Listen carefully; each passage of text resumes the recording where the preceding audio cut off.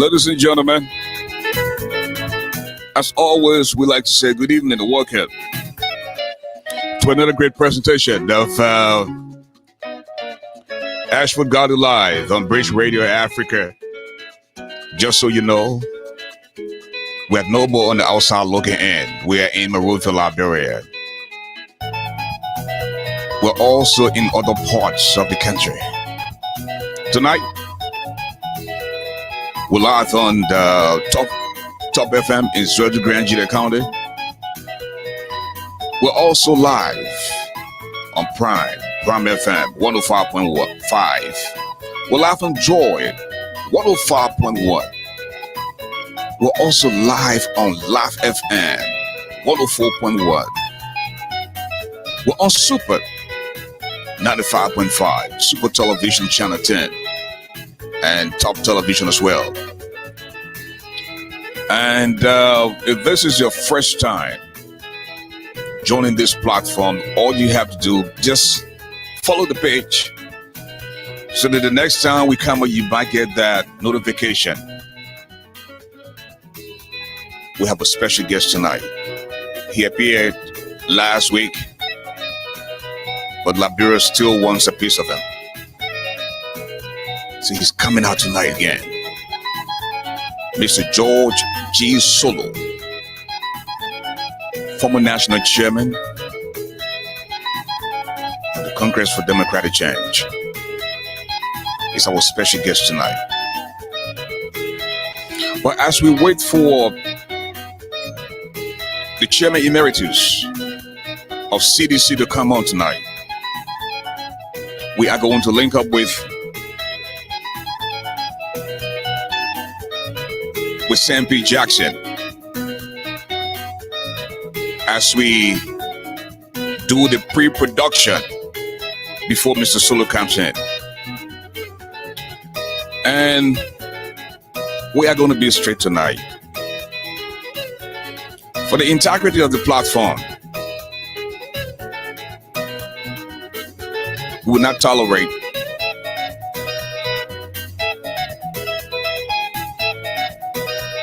profanities. Speak to the issues.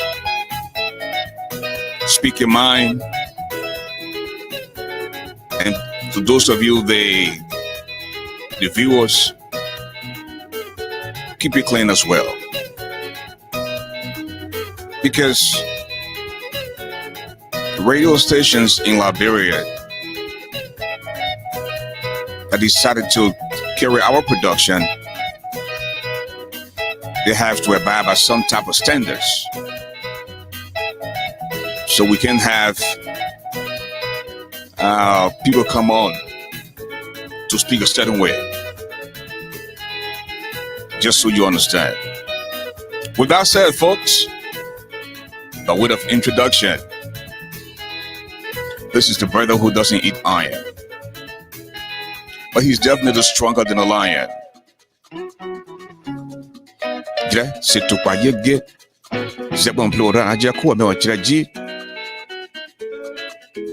The medicine of the microphone, the golden voice of Liberia. ASHFORD the giant, the now you know me Garley. Welcome.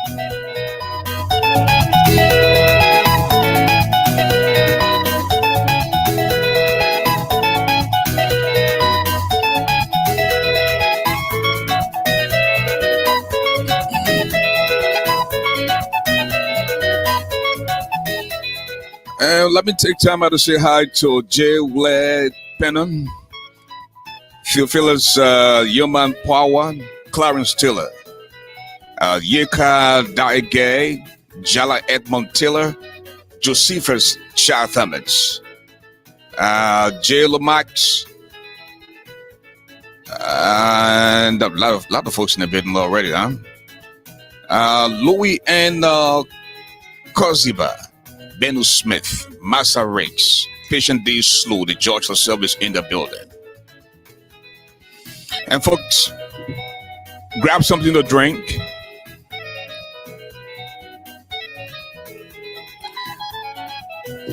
Get the popcorn rolling. As we wait for Mr. Solo to come in, I want to bring up close to the camera Mr. Jackson himself. Is in the building.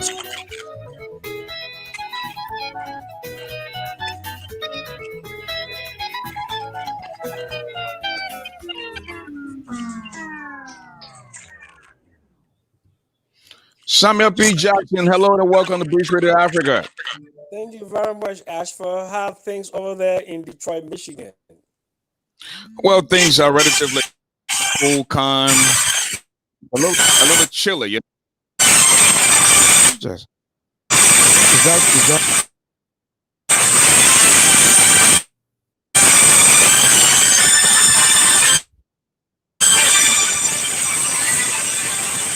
Okay, I think that these guys from Top FM trying to link up with us. Top FM and Grand County trying to link up with us. I think we got it now. So, Sam, Detroit is cool. It's a little chilly, you know, this time of the year, but things are relatively fine. How is your end?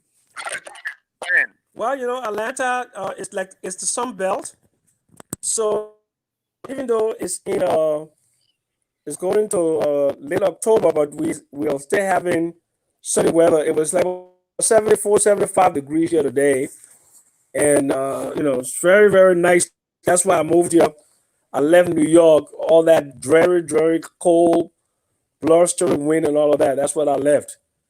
So you know, I'm very happy. I've been in Atlanta now going to 30 years, and I'm really enjoying myself in Atlanta. A very, very cool place for an old man who cannot, you know, take the cold of the north. You know, when you start getting rheumatism and arthritis at a certain age, you can't afford to have it. Yeah. Now, you were on the show last week, and you saw the former chairman of the Congress for Democratic Change, Mr. Joe Solo, and he's coming back tonight.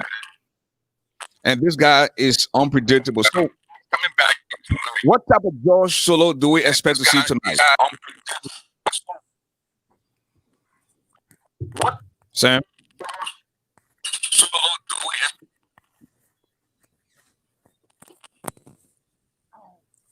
Go ahead, Sam.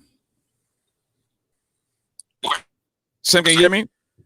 I didn't get back. Actually, would you please ask me again? I'm sorry. I said you were on the show last week, and we all know that George Solo is very controversial. You don't know what's going to come out of his mouth next. What George Solo do we expect to see tonight? Well, you know, ASHFORD. Well, you know, I'm basically looking forward to a much more civil discussion. There was a lot of anger that Mr. Solo expressed, but it's understandable. So my position is that, like you said, we should try to keep it civil.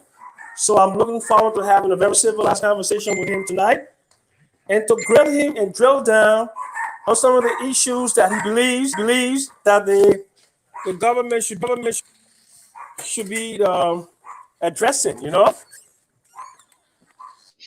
Now, why do you think he's so angry? Why? Well, yeah, I mean, it's not unusual as well. I mean, the anger, I believe, comes from, you know, he spent more than a dozen years with the Congress of Democratic Change. He looked at it as his baby. He nurtured the organization, and like he said, he provided some financial support to Mr. Weah himself and to the Congress. And you know, there should be payback time, or ASHFORD. There should be payback time. You are the cousin of the president. I mean, what's so much that happened that these guys can't come together and make friends and say, you know what, let bygone be bygone, because they were once inseparable. Sam,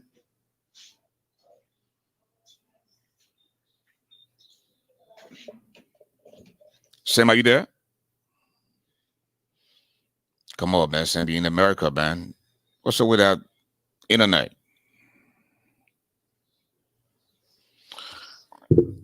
Well, folks, we just okay. Now, you got a question, Sam? Yes, I'm coming closer to my router. I don't know why it keeps going in and out. Yeah, yeah. Asma, can you hear me now? I'm very close to my I can hear you. my I can hear you. router. In fact, I'm sitting right on the router. So I can hear you. okay, great.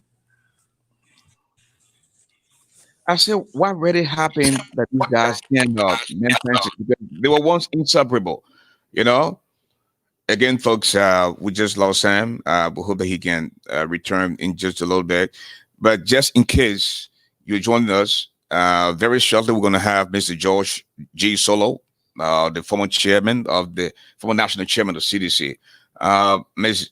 Deborah Annie Krodelman, hello. And let us show you having a great time this afternoon. If you are celebrating some type of occasion today, we want to say congratulations.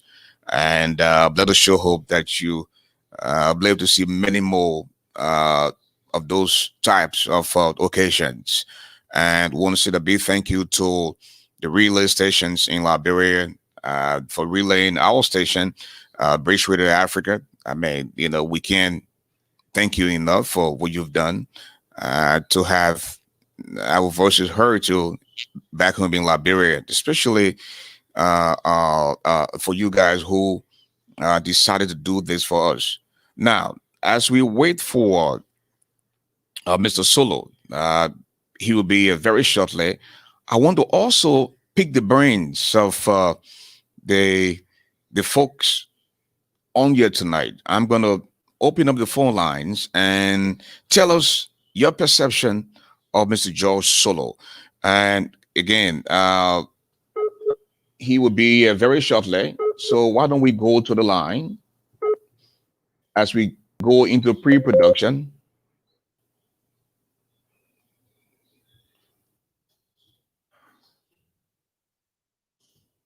Hoping that you noticed something last week and you want to just throw a little light on it.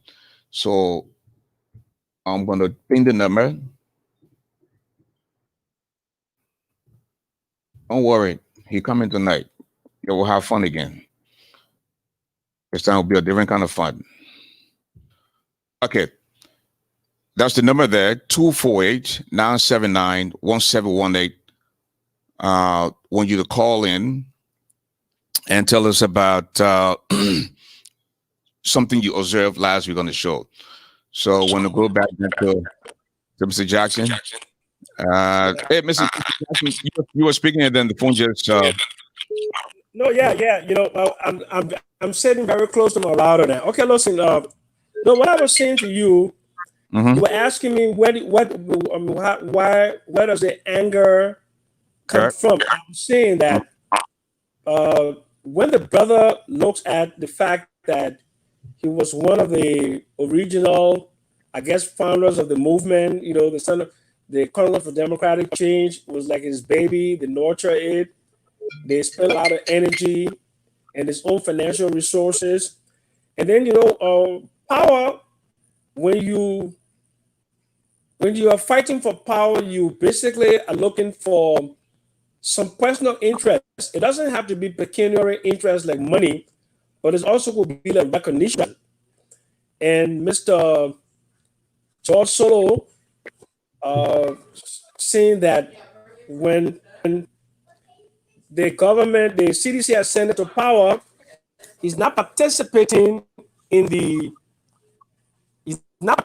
process. He has no power, and he does wrong to that success. So one can see the anger. That's like if when I was young and I was involved in the progressive movement, and the progressive people, the progressive movement had won the election in 1985, and before they even won the election, and they had kicked me out, they had ridiculed me, they had subjected me to all kinds of ridicule, I would be pretty upset. But of course, I would not, be like how my friend George Solo was last week, being very abusive and vituperative. But I'm not going to judge him. I'm not going to judge his behavior. I'm just hoping that tonight you all can have a very civil conversation, so you can drill down on some of his concerns in the country, and try to keep the conversation at a higher level. And I think he has a lot to say. He has a lot to say. But hold out for Sam. Let's go to the telephone line. Hello, caller. Which one? Hello, the giant. Not the 334. The first number. That's me talking. Go ahead. Yeah. Talk about Solo. I think Solo did a wonderful job. He might have done it in some other ways. I am one of those people who are really against the galleries. I think he should tune it down a little bit, but at the same time, I think he should be spicy, because it brings a lot of entertainment, and it keeps the people intrigued to listen even further. Don't forget about the mancos and all of that, but you can also make it spicy. But let me say this about Solo. I think Solo is a frustrated man. I think everything Solo said was factual. They were truth. But the question is, why now? Solo knew this truth, he knew these facts, and he knew who George Weah was from the get-go, and he still went ahead and supported George Weah. Solo said he spent over $600,000. I think Solo himself had the intent to dupe the Liberian people through George Weah. To invest such amount of money in a guy who you pretty much know doesn't have what it takes to deliver a country as complicated such as Liberia, and you put everything, your time, your effort, your money, your technical know-how into someone who you know from childhood. So I think Solo problem here is frustration. I think he did not get his share of the puzzle, and he's really bitter. And I don't care whether he denies it or not. He's mad because George Weah did not give him his share of the puzzle. But everything he said is true, and as for, let's give Solo a chance to actually express himself. We can cut down on some of the curses, but we cannot delete all of it. It's all fun. So thank you so much. Thank you. And again, folks, we are setting the stage here for Mr. Solo. Like we said, we are trendsetters. We set the trend and other follow. So we are getting you involved to tell us what you saw last week or what you heard last week, Monday, and speak your mind, because this is a very high-profile guest. As we wait for him to come, let us have a little conversation. The last 4 digits of your number, 3746. Please tell us your name. My name is Kevin Beva, and I'm calling from Texas. You're live on the radio. Go ahead, make your point. Thank you very much, John. Thank you for your time. I think George Solo, all that he said the last time had a whole lot of truth in it. And I think he's a little bit emotional. Like the 2 previous callers I may have said, he's frustrated. And because of that, he came with that emotionality, and I feel to actually express his frustration. And I think tonight will be a little different, because tonight I think I want to believe he's coming with more detail.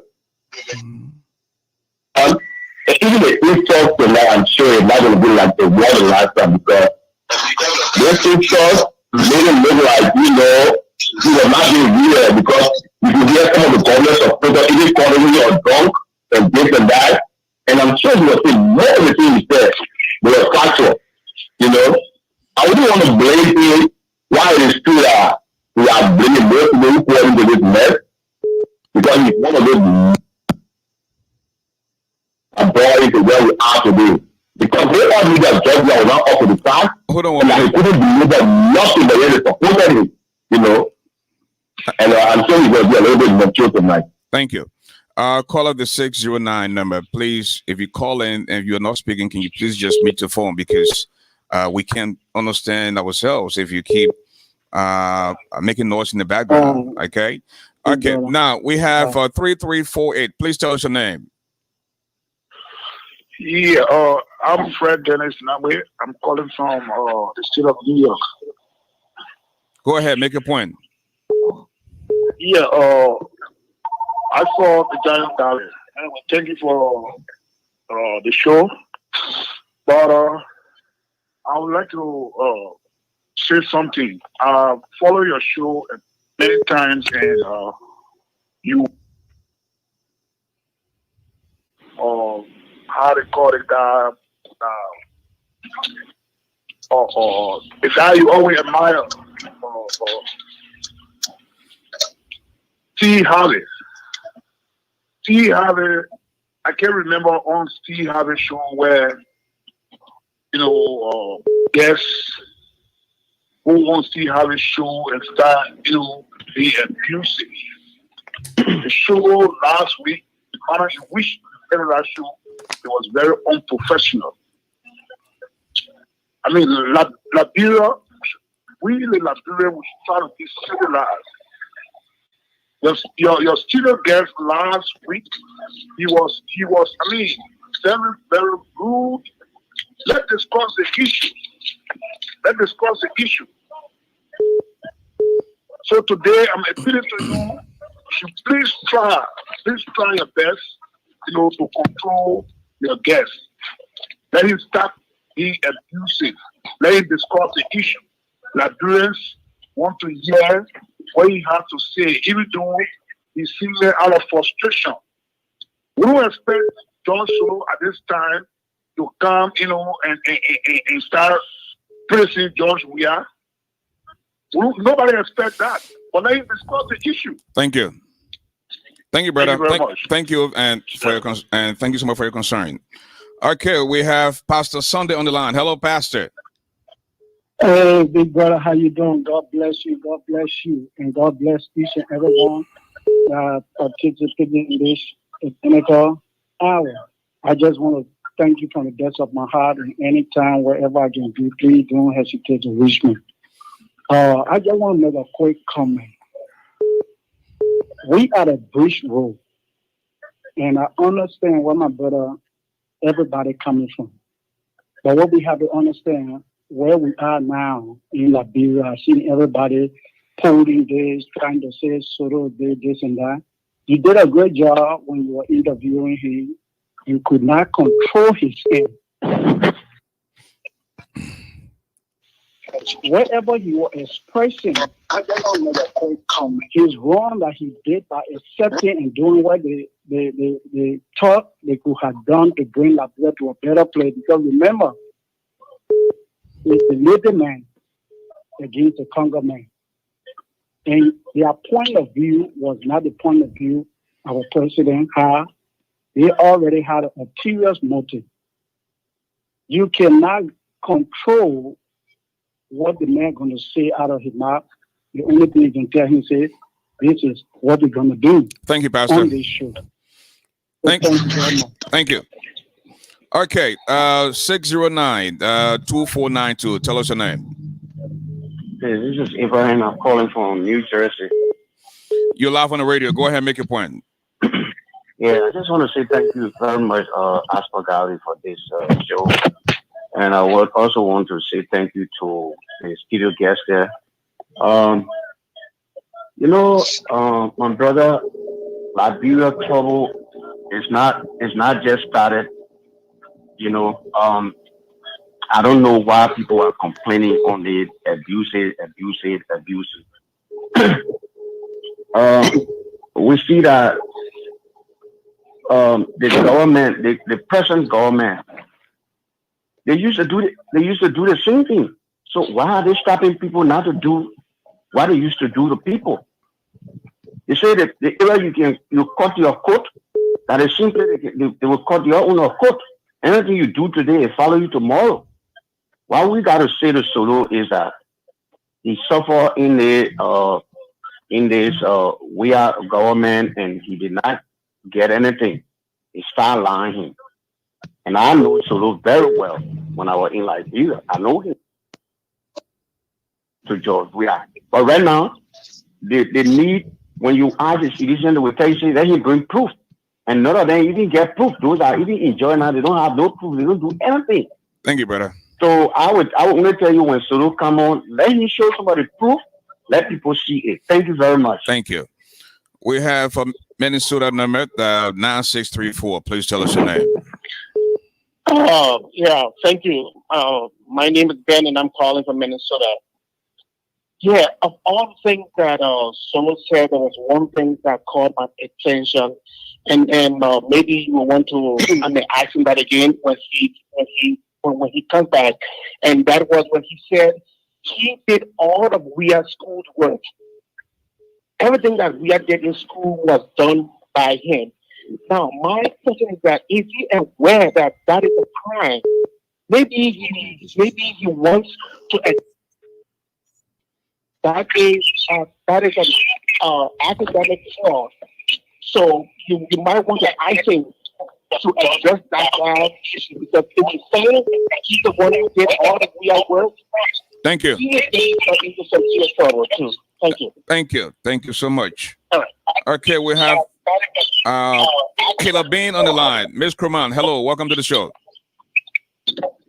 Yeah, the guy is Okay, the last caller. Hold on 1 minute, Miss Croman. The last caller. I don't want to cut you off. 8599. Please mute your phone. Mute your phone, please. Go ahead, Kayla Bean. Yeah. Ooh, the feedback too much. I just cut him off. Or her off. Go ahead. Yeah.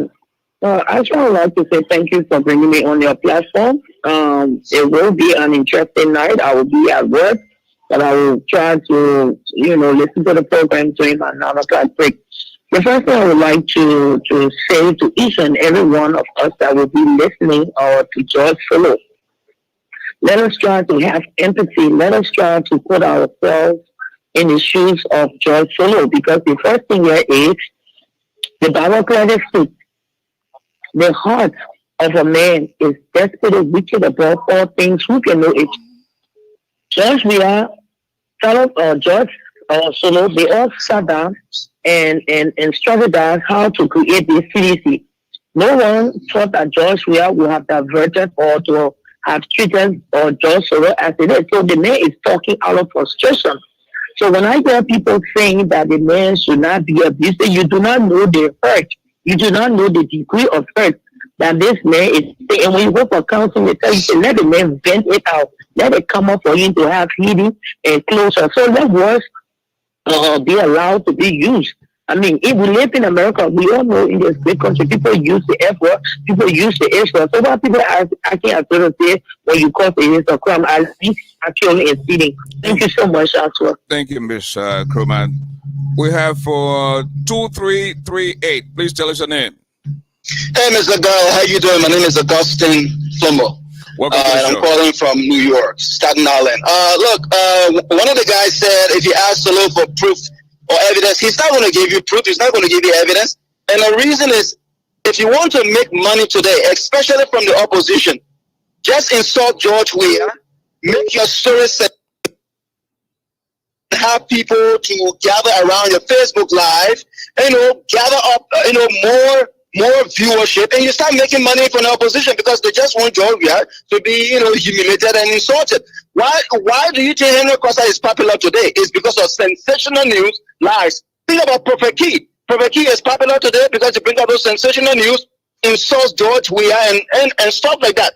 Look, when you brought this guy called Wambudi Key, that fake Wambudi Key you brought on the show the last time, you have about 2,000 views. And just recently, when George Solo came and started insulting President Weah, you almost have 1,500 views. So if you want to make money today, anyone, whether a sedition or an opposition, if you want to make money today, start insulting George Weah, make it sensational, put lies together, and you'll start making money. And that's why these people do these things. it is not because all the things they say about George Weah are true. It's only because they want viewership, they want money. Solo can never give you evidence. Where did Solo take $600,000 from, more than $500,000? Where did he take that money from the supposed CDC? And we were told that there was the first press secretary. What is his name? The guy who took over from the guy who Sam Toby took over from. They said he was the one that did George Weah work. I forgot his name. Some kind of Sam, whatever his name is. They said he was the one that did all George Weah College work. Now we are hearing Solo say he did it too. And in conclusion, this insulting issue when we were kids. Look, I'm in my late 30s. I'll be ending my 40s soon. When we were kids, our mother would say, "You boys start causing course like that." But today, it is a women that encourage their kids to be talking and insulting like that. So, Liberia, we are actually going in another direction that we have never seen before. But if you want to make money, insult George Weah, make it sensational, and you get rich overnight from the opposition. Thank you, my brother. Thank you. We have Rebecca Innes on the line. Hello, Rebecca. How are you, Mr. Giant? How are you today, sir? Good. My only thing is that everything what everybody's saying, I don't care about none of that. The only thing I care about right now is that Charles Soros said he didn't create a monster in our country. What is now the solution? What can we do to get a monster on our country so our people can stop suffering? That's all I want to know. What is the trick that he played to put that we are in a position, and what is the trick now that we can use now to get it on our country? That's all I want to know. Thank you so much. Thank you. We have Evangeline Mami Todd on the line. Hello, Mami. Hi, ASHFORD GARLEY. You're welcome. Hello, Mr. Jackson. I know as a father, you'll come and say we shouldn't do this and we shouldn't do that, and that's good to be diplomatic. But Mr. Solo came on the phone. I think one time I heard him on some show, whether it's Sekou show, and he was very calm. He didn't say anything insulting people. You know, sometimes you can push a man against the wall so far and they get sick and tired of you and they just snap. It can happen. Just Solo never called, and I mean, beside that day I heard him, maybe he called on other show and I didn't hear him, but I never heard him being that much, going off like that. So it's something, and the person that people are defending, that, oh, this man, let be civilized. See, this end, there's no world civilization in their book. It's just that it's when they were throwing casting and carrying Ellen Penty around, nobody told them about civilization. The president himself, 4 people died. He come on there and make a reckless statement telling those 2 people that died, their boyfriend and girlfriend. How did you come to that conclusion? 4 people died. Then after that, you dancing zombie. What is civilization and what is sense of humor is? And you're telling us to suffocate ourselves and just be civilized. We don't know how to pretend like white folks people. We are black people. Yeah, you can be civilized with somebody who respects you, then I will be civilized for you. So I don't blame Mr. George Pelo for saying what he have to say. Words are meant to be used, you should use it. But if you suggest that you shouldn't, it's your show, Mr. Garley, and thank you. Thank you. Okay, we'll take one more caller, and then we'll go back to you, Sam. 5974, please tell us your name. 5974. It's a full number. Tell us your name, please.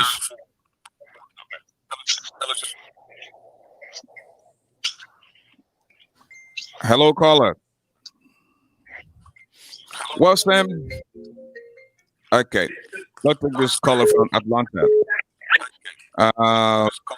Mr. Bantu. Georgia. Mr. Puna, how you doing? Welcome to the show. Thank you. My man, let me apologize for you, man. I didn't mean to go off on you like that the other day. Please, forgive me, brother. You know we'll come a long way. Sure. All right. Sure. Thanks for being magnanimous enough to apologize on air. This call we can talk about George Solo coming on the show. I would hope this time George Solo would think about the political thinking behind George Weah. You know, what his vision was for Liberia and why you think he's making so much mistakes now. That's what we need to hear, and we need to hear it from a sober perspective, so that people don't say he was drunk or don't take him serious. We need a headline that's really going to change Liberia for the better. So hopefully he'll do that today. Thanks. Thank you, Mr. Coolout. We have Dodi on the line. Hello, Dodi. Yeah, Lodi, how you doing, man? Good. Look, I don't know why Liberians are saying other than thing about justice. It could be them, it could be whosoever that pays money. But remember, though, let me say this to you, Lodi. The same thing George Solo is saying is the same thing that Moluba Molu said, and they said liquor talk. The president said it was a liquor talk. Give George Solo the opportunity. Yes, because this platform, people, other nationalities listen to this platform. When George Solo, my in-law, is going a little bit astray, tell him, Georgie, don't tune it down, because other people are listening. But give George Solo a chance, let him express himself. That way, we will know the inner part. It was coming up. How they fund the CDC, how it works, give George Solo a chance. And I heard another person saying, if you want money, just go there talk. No. If you want money from the opposition, go there and talk. George said it last time. Is ready to work with the opposition if they do call him. This is to spoil our country. When somebody expressing themselves, they say, "Oh, why are you expressing yourself in the some kind of way?" Yeah. Today, give that man tough question that you gave other people, and wait, let him explain and express himself. Thank you very much. Thank you, Dodi. 404 number 5974, the last 4 digits. Tell us your name. 404. Please tell us your name.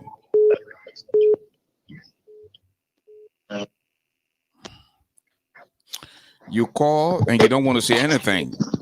I'm sorry. 2338. Please tell us your name. Yeah, Mr. Gall, this is Oscar Kessley. I'm calling from Connecticut. You're live on radio. Yes. Those are advising you not, don't mind them. Bring back Mr. Solo, because that is what people want to hear on the show. Bring back Mr. Solo. Let him continue to cussing, because that's the only way, you get more views. So bring back Mr. Solo. Don't listen to them. Bring Mr. Solo, then that would transcend the more views. And the more views you get, the more popular you get. Thank you very much. No, you see, it's not about views. It's not about popularity. But we cannot compromise the integrity of the platform. Like I said, we have other radio stations in Liberia that allow us to use their platforms. And I'm not going to sit there and tolerate people coming here to insult. There's a way to express yourself. So if Mr. Solo comes and starts to do the same thing he did last year, I'm afraid we're just going to call the interview short. Simple as that. 317-5977. Tell us your name, please. Yeah, my name is David Gurley, calling from Indiana. You're live on the radio. Go ahead, make a point. Yeah, I just saw this thing on Facebook. I listened to the first interview with Mr. Solo. It's just my ardent hope that this time around, he tuned down, a little, because I know him to be an astute young man. So we'll be listening. We want to learn from him tonight. We hope we'll be hoping that at least he can tune down and just tell us there are more secrets I believe he has to unfold. And if he just tune down, we'll be willing to listen to him and hear more. When it comes to CDC and and the present leadership of Liberia. Thank you. Okay. 347. The last 4 digits, 7803. Tell us your name. Yeah, ASHFORD GARLEY. Thank you so much. I'm Abraham calling from New York. You're live. Go ahead. Make your point. I just want Solo to come and express himself. This man been keeping something in his heart for a very long time. He didn't get the platform where to go and put it up. And thank God, this guy know you for a very long time. and you try to bring him on your show and feel comfortable to come, just give him the time, let him express himself, and that bring people would like to know more about the CDC, administration. We will get to know detail. Moluba Molu said the same thing. People who are located, they said, I look up. And so is coming back, repeat again. So what people saying that they may want job, they may want money, they may make it to Liberian people that are satisfied with a job and doing in America. Not everybody looking for government job. Some people satisfied with what they get. So let them make them, no insulting. Let them just come talk to you while you're asking the tough question. We listen. Thank you, my brother. Okay. We have for. Okay, let's hold on to the callers a little bit and go back to Mr. Jackson. Mr. Jackson, you listen to the caller. What is your take? Well, they had varied viewpoints, but I thought the one common thread that I got from it was that people would like to hear from Mr. Solo. People are very curious about the origins of CDC. What was the philosophy that they formed the CDC with? And what exactly did Mr. Solo and others who formed CDC, what was their thinking in terms of what they hope to achieve or what they hope to do for the country? And, I go back to the life, the little bit I know about George Weah's life.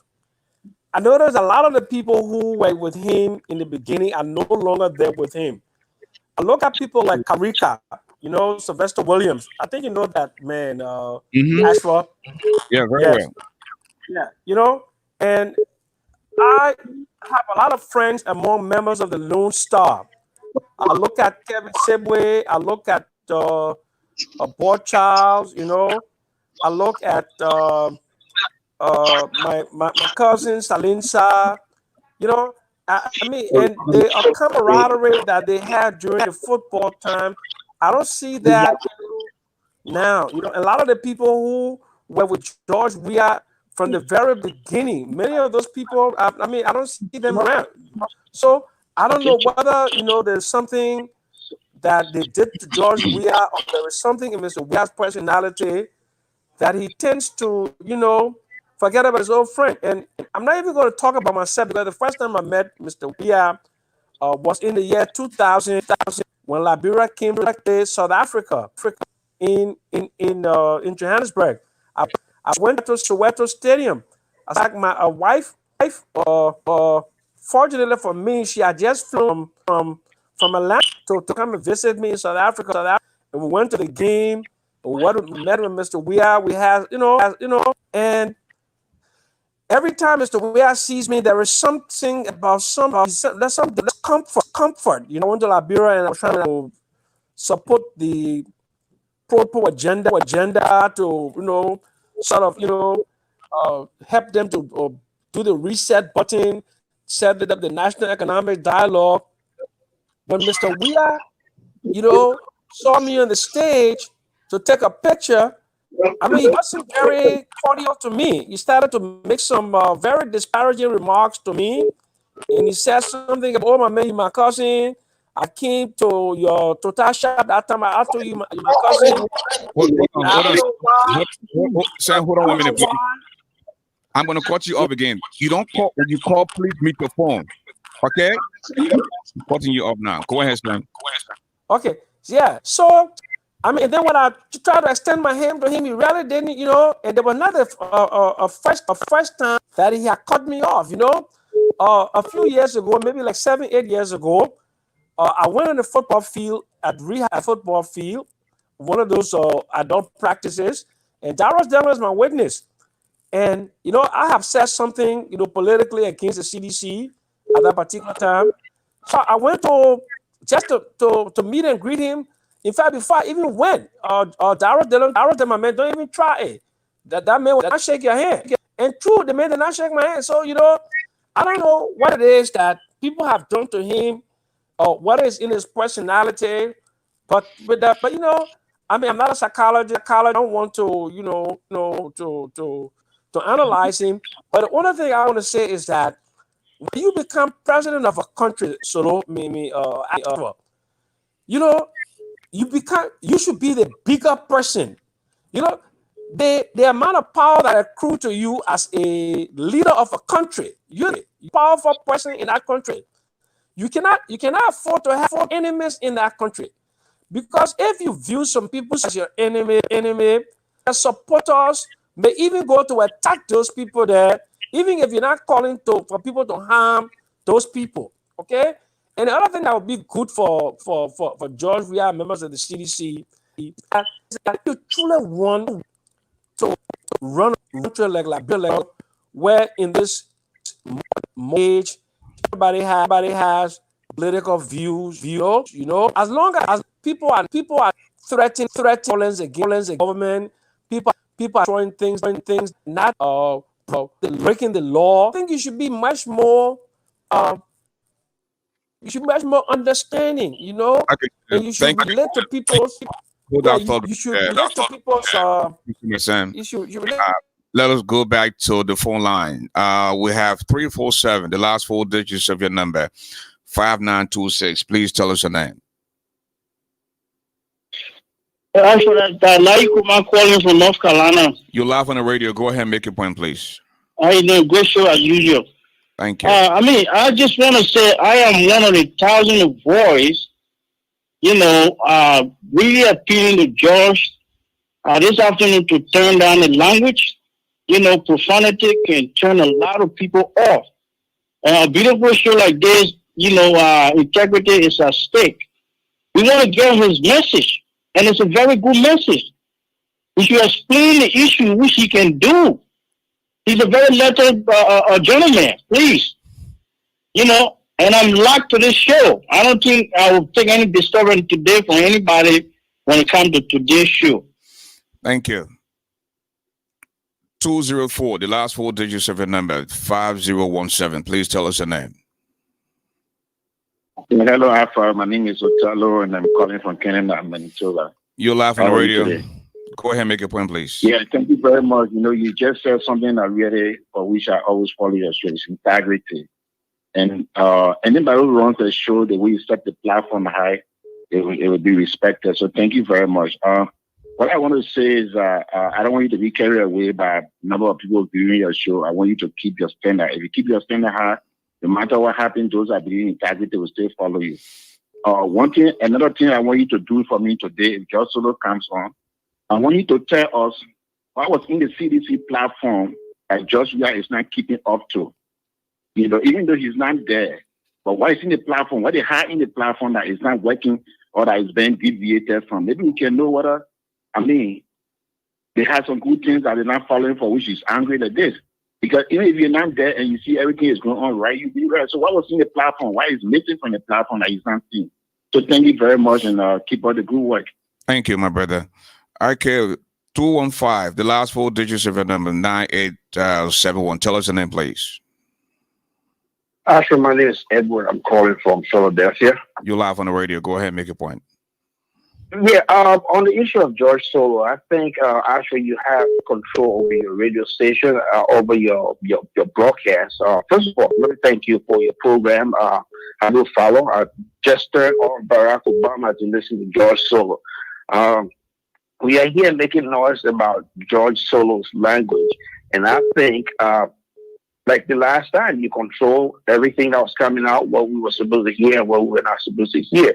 The bottom line is there are far more important insults that we are getting from the weird government. We have a lazy president who lacks work ethics. We have a president who is not committed to. For this war, we lost more than 10, if not 15 years of our life. We don't have time for somebody to be playing around. President Weah, we want to hear about mysterious killings in Liberia. I feel like that's an even more serious insult. We want to hear about violence in Liberia. Yeke was just attacked the other day, and everybody's acting like they forgot. You know, these are very important issues, and we are here talking about George Solo insulting. You know, I get it. We want to maintain some kind of, standard on the platform, but I feel like George Solo should be allowed to be himself. We are all adults. And whatever you don't want him to say, you can lower it down if you want to. But let him be himself, let him come and voice out. There are very few civilians who are as informed about CDCs and the happenings around this president than George Solo. So allow him to be himself, allow him. You can give a disclaimer, before he comes on, and just allow the man to be himself. That's my submission. Thank you so much for having me. Thank you. I want to go back to Mr. Jackson. Mr. Jackson, 4 auditors died within 8 days, and people are still dying. The president went to church on Sunday and responded to George Solo. He started talking about how people describe him. Instead of coming out to speak a lot more often, he was concerned about what people said about him.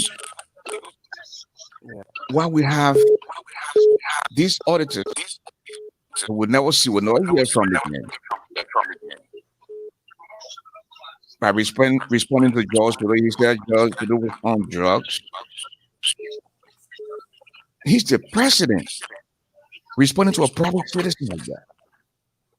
Sam? Well, ASHFORD, like I said, I don't want to play psychoanalyst for George Weah. You already know how I feel about the young man, Mr. George Weah, we catapulted him to the presidency of the country, in 2017, after my candidate, Mr. Urich, lost in the first round. I proposed them out, and I was very excited about having youth and, to come to the fore, But I've been very disappointed. And I'm also disappointed in the way that he handles, He has a church, and the idea of a church is not to be a grievance center, to go and answer your critics in the church. The church is supposed to be a place where you go, and preach the word out, where there's radiation, where people come together in unity. But I see the consistent theme of that church, that Clone church. It's like a grievance church. Anybody think about George Weah, he goes to that church, he has a set audience in there, and he makes disparaging remarks against the people. When you are president of a country, I've been around a lot of presidents, not only just in Liberia. I've been around presidents in South Africa, presidents in Brazil, presidents in Indonesia. When people become president, they are like an eagle. They have to fly above everything because the power of the presidency is so great. You can't use the power of the presidency to solve petty grievances, to call a friend of yours a drug addict, to start to other people at the church, or 4 people die. First 2 people, gifty and out and eaters. You go and you stop and you stay with that boyfriend and girlfriend. I mean, this sort of mindset is very gutter. It is very demeaning of the presidency of the Republic of Liberia. It's way beneath the dignity of that office. Look, it's almost 3 weeks since Gifty and Albert died. You mean it would take you more than 3 weeks to even tell us what the cause of death was of these people? I can grant that maybe the other Mr. Yansio and the other people were accidents, but you want to tell me that a girl who is a Mandela fellow, Washington Mandela fellow, and a guy who is a graduate degree auditor, they were having sex in the middle of Broad Street, in the broad daylight? She would take her panties off or that thing, and we haven't heard anything substantial government. The police is updating us.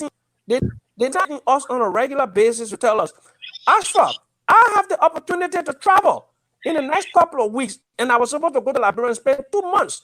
But I go to Liberia and spend 2 months because not am I afraid that they will hurt me, but of what my reaction if somebody tries to hurt me. I will not try to hurt one person. I will try to hurt 100. So it's just best for me just to go somewhere and chill out and forget about Donald Trump, forget about George Weah. I just need a vacation from the two countries to just get my mind together. But again, George Weah needs to reach out to Liberians. People who disagree with him, he needs to reach out. His friend is George Solo. Let him reach out to George Solo to find out what ails George. He doesn't even know the personal circumstances of George Solo, why George Solo would make such insulting remarks in such an abusive way. Maybe there's something underlying that. Right. Okay. So, folks, as soon as we get signal from Mr. Solo, we'll bring it on very soon. So be patient. Still with us. We want to go back to the telephone line. We have 2338. Please tell us your name. Yeah, this is Gustin Flomo again. I called earlier, but I'm calling back because I just want to touch on something that Mr. Jackson said. He's all those guys you saw with President Weah from the beginning. They are no more with him. Well, I don't know about the political side, but when it comes to the football side, most of these guys that don't come around President Weah today, even though they were friends before, most of these guys from President Weah even decided to run for the Senate. You had James Alensa Diba, who said President Weah had no business of being in politics. He doesn't have that political flair. He shouldn't be in politics. He's a footballer. But it's the same James Alensa Diba who is now today vying for the representative position in District 9, if I'm not mistaken. And I also remember that a couple of his friends, about 3 or 4, they went to the Roots FM, that's a Henry Costa radio station, during the second round between President Weah and Joseph Boakai. And those people, they were campaigning against President Weah, a bunch of his friends, close friends. So those kind of things happen. I mean, based on our human tendency, it's hard to forgive. It's hard to forgive today. The Bush family and the Donald Trump family, they are not speaking because of the primary when Donald Trump insulted the Bush family. You there, you love women. Hello? Go ahead, my brother. Yes. Well, what I'm saying, as soon as I'm like, well, let him come out and say, we all watched the primary when Donald Trump insulted the Bushes. I mean, come on, we all know. Today, Bush and the Trump family, they're not talking. So there are only a few people, Mr. Garley, that can forgive stuff like that. But because of our human tendency, it's not easy to forgive this. And when you become president, it's hard for you to be available to everyone. Like Mike Jabata was saying, it's hard to see President Weah. It's hard to see President Weah. Yeah, he's the president. It's very difficult to see because of his safety and because the man he's no more George Weah in quotes. He's now the president. So I just make that statement based on what Mr. Jackson said that where are his friends that he used to play football with. Thank you very much. Okay. I'll take this last caller and then go back to Mr. Jackson. 2311. Please tell us your name. ASHFORD. How you doing? Tell us your name, please. Hello? We lost the caller. Okay. Our guys in Liberia, please send me the local number so that we can hear from folks in Liberia as well. Siku from Top FM, if you can just send me the number, I'll appreciate it so that we can hear from folks in Liberia. Hello, caller. Tell us your name, please. Good evening, Mr. Harper. I'm Ricky. I'm calling from Europe. Welcome to the show. Go ahead, make your point. Well, Mr. Harper, most of the Liberians, most especially Liberians in America, are showing the black side again because they are all calling on you to allow George to come on the show and this is what makes them happy. This is their pleasure. Liberians are very hypocritical. Bad thing, they don't wish for good. Let's get to the topic. Mr. Sulu actually has something to tell the Liberian people. If Mr. Sulu was a serious person or a responsible person, and he had the opportunity to he came on your show, he can tell the Liberian people how the CDC was established, how we have got to a political life. and how would this ever find out? When he left all the reality of the issue what he should be talking and showing people and start insulting the person. So what is important insulting someone, mother, especially someone coming from a high profile as a chairman of the political party, one of the biggest party in the country, he should be educating the people who we are actually instead of him insulting we are because insulting is not part of the education the people. If you say we are is bad, we are is good, tell the people who is we are. How should these people be like? These are the things the laboratory want to know. How should these people find out? These are the things the laboratory want to know. Laboratory are not interested in insulting or copying someone and this and that. And Mr. who is sitting there also was with Mr. Johnson in July 2019 when I went to have a drink in the system. He was a same man who was there dancing. He's sitting there with the last witness who was in Muslim Sports 2019 July dancing in Muslim Sports. And he was not harmed. After all that he had said about George Weah, but this guy was free in the dance floor, moving around, enjoying himself with it.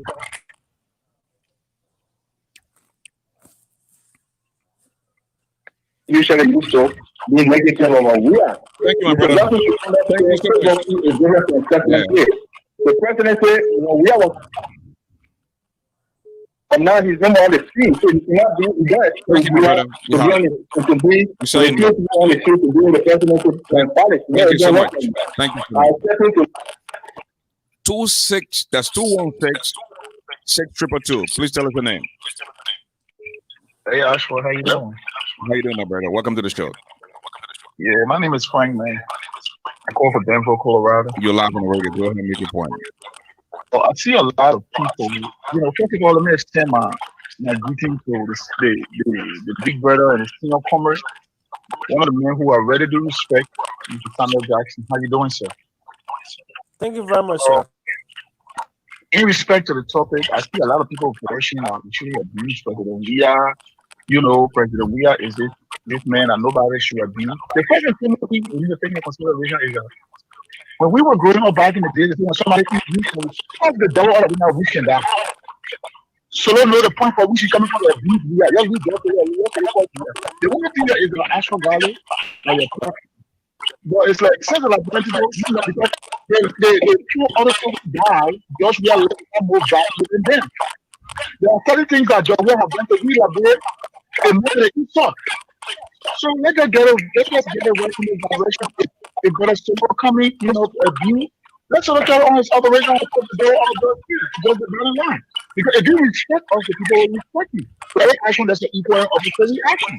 Thank you. We are so solo. Thank you. Okay, 267 3264. Tell us your name. The area code is 267. Last 4 digits 3264. Please tell us your name. Hello. You're live on the radio. Please tell us your name. I'm Sheikh Saka. Hey, Sheikh, how you doing? Been a minute, my man. The Shoe Night of Liberia. What's up? I'm doing good, man. I saw how you doing. I just don't follow me so, and I decided to call him. But how you doing? Good. I'm doing well, man. God is good. Good. And say hi also to the studio guest. SJ, how you doing? Hey, Shaq, how you doing, man? SIK. Yeah, we're doing good, man. As for the issue of President Weah, sometimes some of the things that are very close to him get frustrated. That they may go extra mile in front of the president, saying that Josh is right or he's not right. The problem is that he knows how he expects his level of disenchantment and frustration. But as for one who has been George Weah for him before, I mean, I want to express not only disenchantment in that way and manner, because there's one thing I believe in is that at the end of the day, you and somebody can have a confrontation, you can have misunderstanding. But there's a bottom line there is it's all geared to a common testimony, which is Liberia. And no matter how far the application goes, there will be a room for settlement. And the word of a man is like the sight of a pancana. It can't get nothing. So I would believe that as for one, if to talk about President, we are principles in life which are laid by. Those principles are laid by is that when people and I have had some, things in common, especially how that are discrete. No matter how we disagree or we have problems, I don't come out to say some of those things. That's for me. I'm not saying George Soros is not right. That's his way he can express himself. But as for one, I would never come up publicly to, insult President Weah, or I will always put things in his head. Like if you follow these of my writings on Facebook, I'm not going to go bother with President Weah to insult you or go about saying something. Come on. As for me, and if I do that, then it means that the next man who want to befriend me will be afraid of me. That's my level. President Weah, but it is not as even more than the 60 years. Because in a country, the great philosopher Thomas Aquinas said, laws can only be made laws if men believe in them and if those laws are respected. But if those laws are only intended to guard the few, those that the law can guard will become lawless. So the issue of the mysterious killings in Liberia, that is yet to be an alleged murder, it is the serious responsibility of the government. And I think President Weah needs to sit down today and think that he has a responsibility as a president. Look, Ashok, let me tell you something. Madame Salif succeeded 12 years in Liberia and maintained the peace because she had 3 strategies. What were their strategies? The number one strategy was her party platform to implement it. Secondly, was her personal interest and the interest of key members that were closer to her. The next interest of President Salif was what? Maintaining the peace. How could President Salif maintain the peace? Government of inclusion, making sure that all of the exploiters were taken care of. The next thing, even the opposition leader, you understand me? Even the opposition leader, which was George Weah at the time, President Weah at the time was not appointed so much as peace ambassador because of his involvement in the disarmament process with UNICEF or UNICEF ambassador. It was a strategy used to be able to police President Weah to maintain the peace for 12 years. So the thing is that what is President Weah doing as a president, apart from the purple agenda, apart from he and his close ally personal interest? Their strategy is that how can President Weah maintain the peace of the country? Can President Weah sit down and think that, listen, let me go back to 1990, what was the cause of 1990? Let me go back to September 18th. Let me go back to April 6th. Let me go back to World War I, World War III. You must be able to sit to know that we have experienced gruesome atrocity in that country that up to now we are yet to punish those people that are responsible for it. You understand? So, as for what I can say is that President Weah has a greater responsibility. And the responsibility he has today is to reconcile the country. The responsibility he has today is to make sure that every citizen of the Republic of Liberia are protected under the law. Because if they come to a point where they feel that they are not protected under the law, they will become lawless.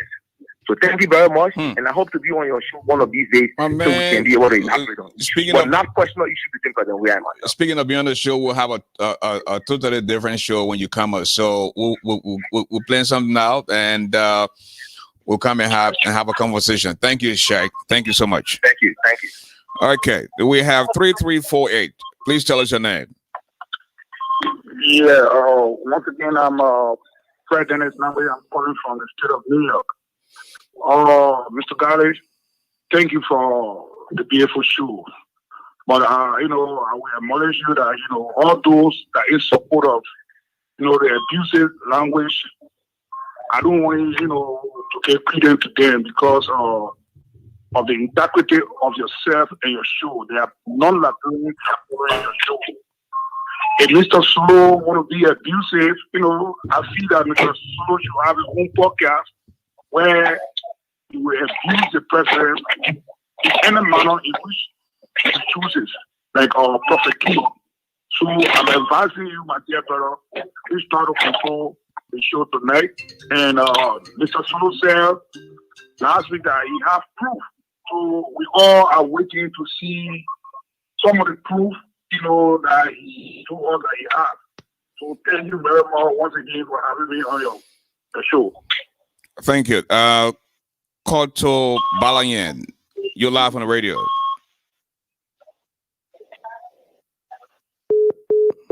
Uh-oh. We lost that. And we have 804-986. Tell us your name. Hello?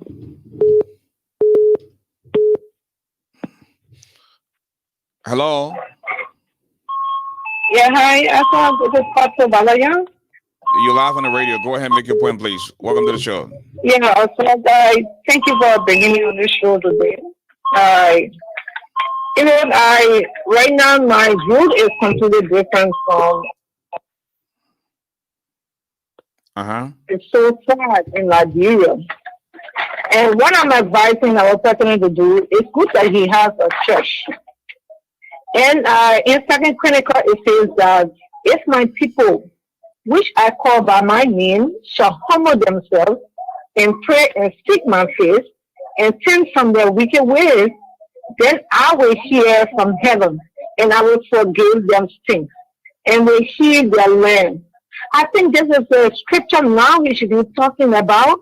When he goes to a church, then he has scriptures that he will be preaching to the people.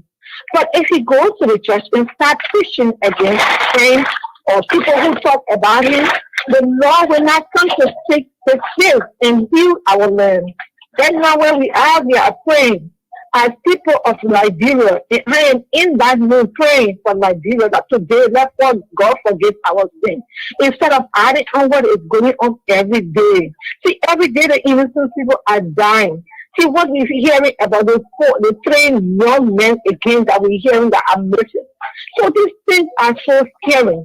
What is he doing as the president? Is he putting down his knee? Is he using the church to go and pray for Liberia, or he using it to attack enemies?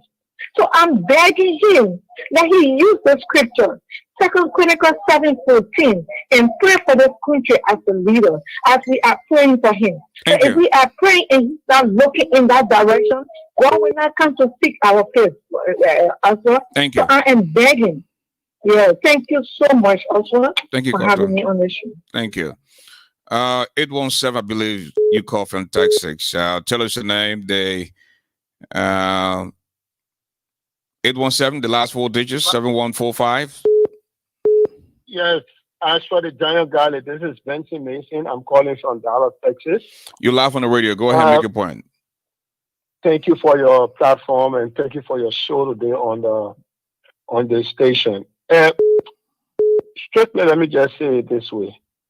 You know, as for we, the Liberians, we are always carried away by religious activity. And for this reason, we believe in religious leaders because it's our tradition to honor religious leaders and honor the leaders of our town and villages. If you go back and read about Africa, you come to realize that the leaders in the town and villages or in the kingdoms were people who were highly honored and respected. And those people led the people with sacrificing their own lives. So it is with the religious leader. That Fokekon church, George, we are only built it because he wants to be honored and respected and feared. The religious leader of the African tradition are people who are feared. They put fear in everybody. George Weah wants to be feared. I don't agree with I think his name is Lobo. I don't agree with anybody in South. Okay.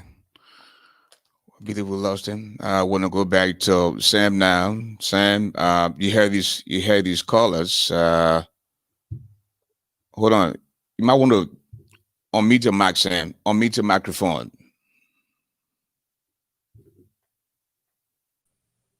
Okay. Live. Yeah. Yeah, look, I listened to everybody and I was very much impressed with what my friend Sheikh Sakor said, SRK. You know, keeping the peace in a country requires taking a lot of steps, and doing things you may there's some that you may detest. Some people have some very nasty attitude like a Sam Jackson or whatever, you know. But these are Liberians. And we kept the peace in our country from 2000 to now, and especially 12 years of the Salif administration, because I reached out to everyone.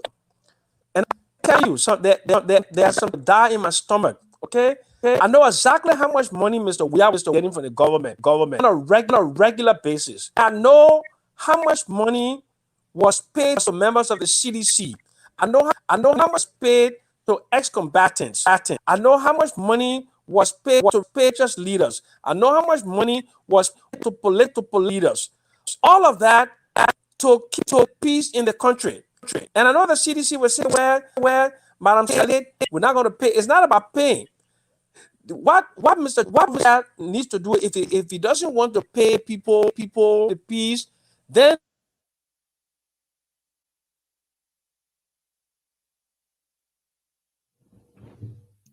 Sam, you got to unmute your phone, please. You still back on mute. Unmute your microphone. Sam, you will have to unmute your microphone. But I'm unmuting it. Okay, go ahead now. The other streamline in a development is the best and the brightest around the table. Look at the example of Mr. Samuel Tweb. Samuel Tweb was a truck driver here in the United States. He's a brilliant guy. When he went there, because of social equity and because of peace and reconciliation, Mr. Salif gave Samuel a job of $7,500 a month. The amount of money that Mr. Tweb ever made in his life. Okay. She reached out to the people across the aisle. Like Nathaniel McGill. She made Nathaniel McGill assist as minister. Other people she gave these opportunities, and we all used to go to Hilltop up on Broad Street. Akaras Dillon, Akaras Gray, Maba Molu, Lasana Sano, George Weah sometime, Saint Wu, every one of us. You could not distinguish who was sedition, who was Unity Party, none of that. But today, under the current circumstances, ASHFORD on 11th Street, that's a place there, that's where the seditious go.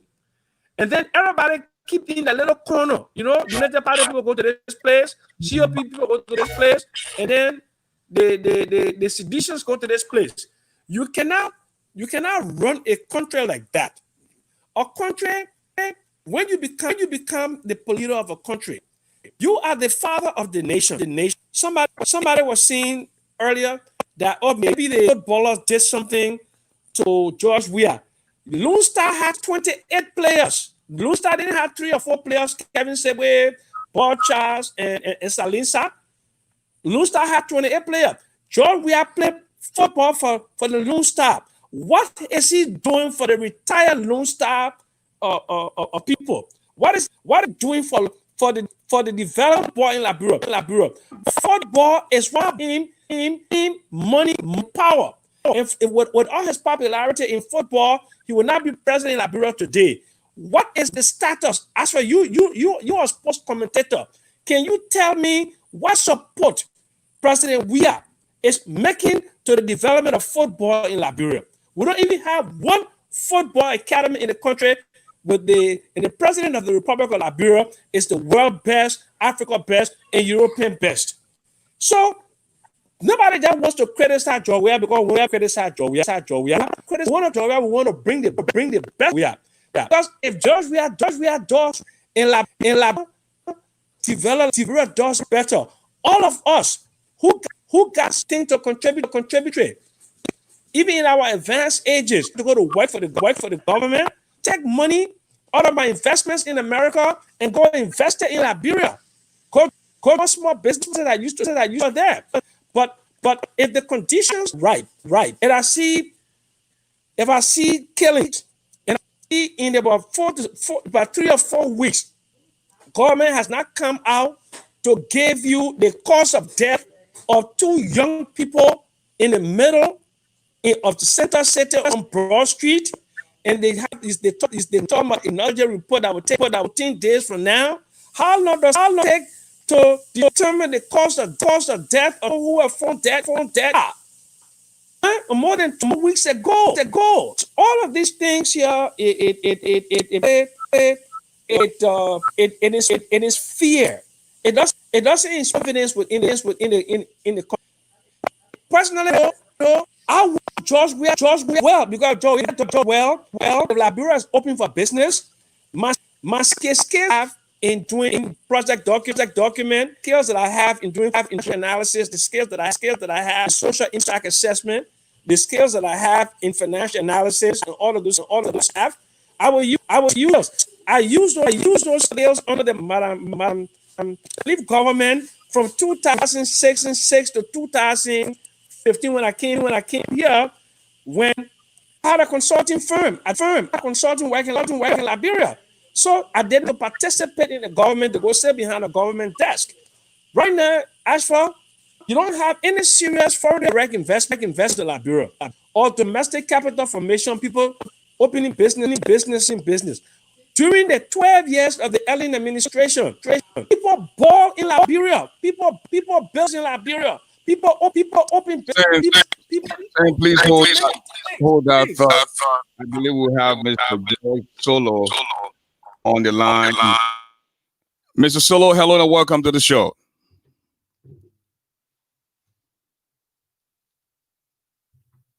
Hello, Mr. Solo? Yes, hello, Mr. Garley. How are you? Good. How was your day today? Well, as you are quite aware, it's a crazy winter day in Minnesota. Okay, you sound much better and sound a little relaxed than the last time we had you on. Yeah, it depends on your definition of relaxation. Much better. I don't know what better and relaxation means to you, but whatever you say, Mr. Garley.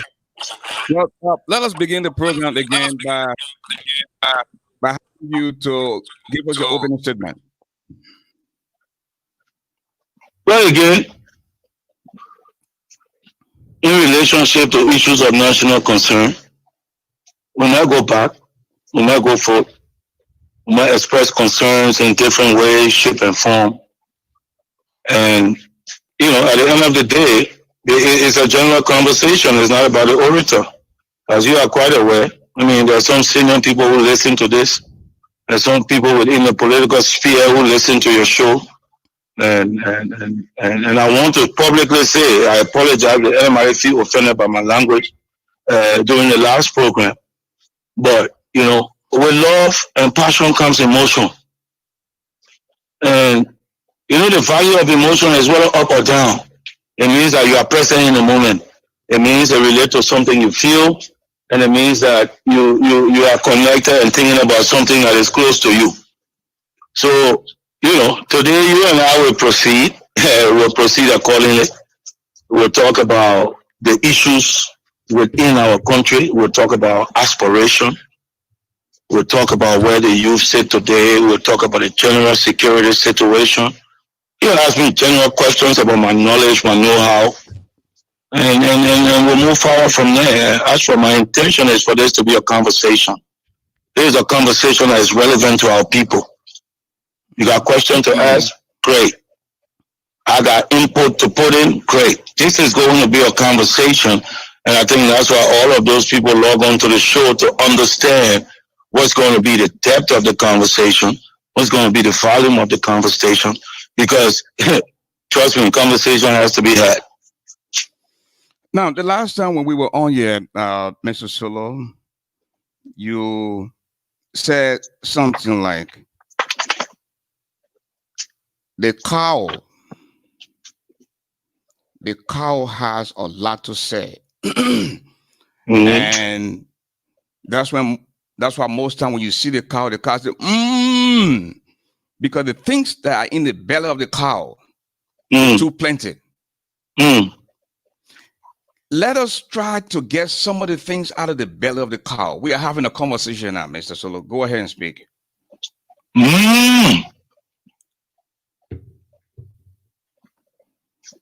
That's why you get out of the cow. The cow listens to the birds, the crows, the eagles, the alligators. Everybody comes from everywhere to connect with the cow and to give him stories. He keep it within. He comes out when it's necessary. You are aware I came out the last time. And you know what?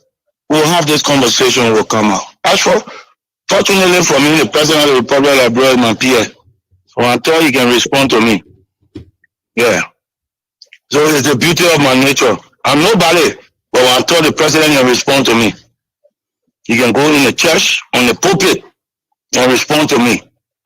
He has the views about me, I have my view about him. The issue that you and I have to discuss here now is not him, his view on me, my view on him. It's not how I feel about him and how he feels about me. What we have to discuss here today is, where is Liberia under George Weah? Where does Liberia sit? How do the ordinary Liberian feel? What's the economic situation? What's the security situation?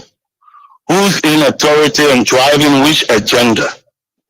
What's the capacity of that individual who's in that position to drive that agenda? Is Liberia getting reward from it? Now we see people dying mysteriously. What's the cause? What's happening? What kinds of transaction lead people to get to the point where others have to die? Those are the questions we must have. 3 years, Mr. We have been in power. Where is our educational system? How has it improved from 3 years ago? What are students experiencing? What's the volume of young people who have optimism in the direction of the nation? Those are the questions that we're going to have conversation about. Now when somebody is speaking metaphorically and say, oh, you have a black eye, oh, because my finger is black, I say, no. Let's get away from those immature conversations. A black heart metaphorically represents darkness, represents evil, represents a space that does not have acceptance and reciprocal love. That's what a black heart is.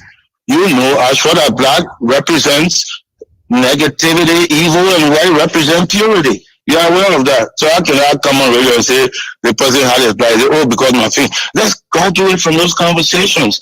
Let's talk about the real issues. Why are people dying? None of them can be explained. Where's the investigation? How's autopsy being done? Who's connected to who? Like, why is the nation just going down the drain?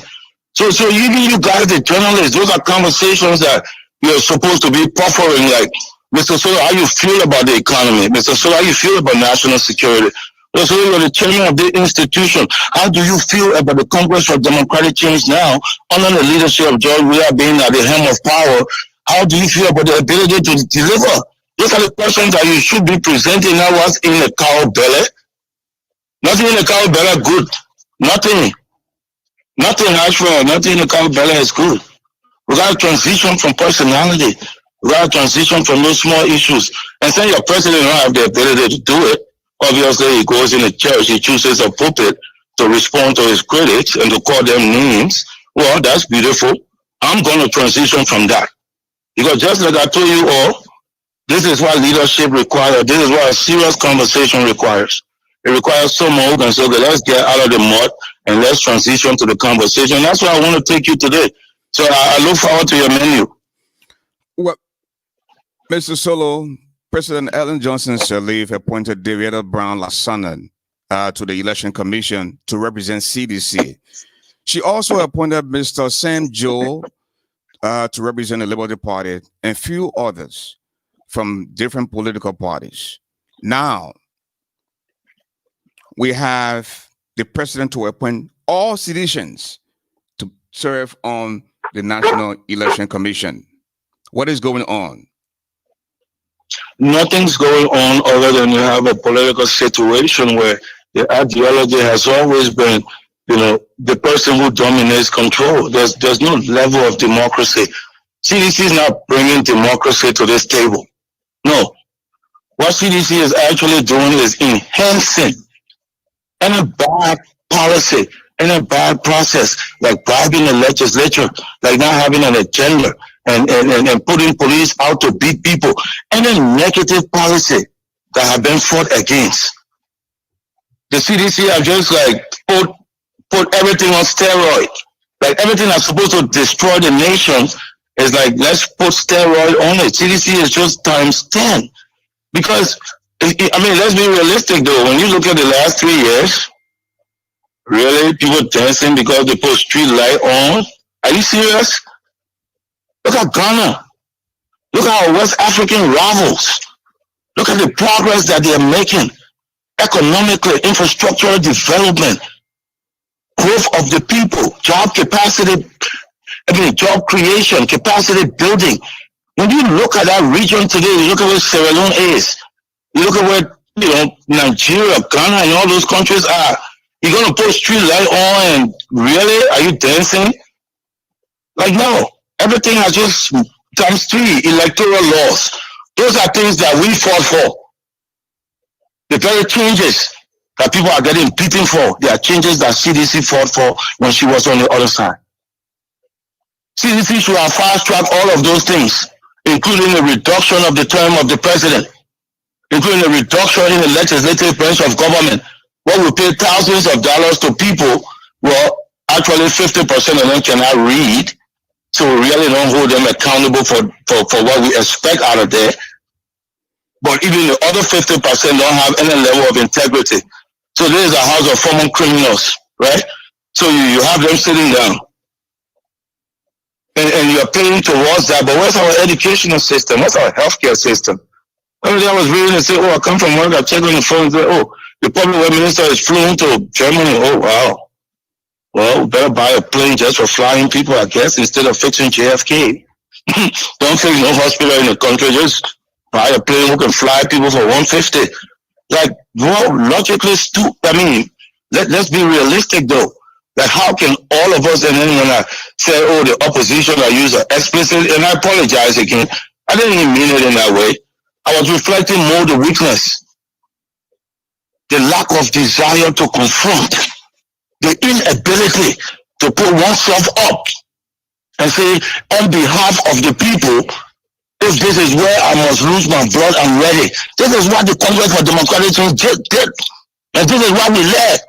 So, of course, for me, it's disappointing when I look at the opposition. Somebody wear $25,000 shoe, you say something, they come out and wear red shoe. You know, red shoe means like, bro, it came to court. Like that to hell with you. What are you talking about? And then you just sit back when you go to election and people attack you, like want to kill you, and then everybody just sit back and call press conference. That's disappointing, though. Because back in the day, back in our day, no. Oh, no. Oh, no. We were supposed to oppose, and we did oppose. And so my disappointment is when you are opposing, oppose. Stand for. Stand for the people. Stand against these things. Put your mouth, put your pocket where your mouth is.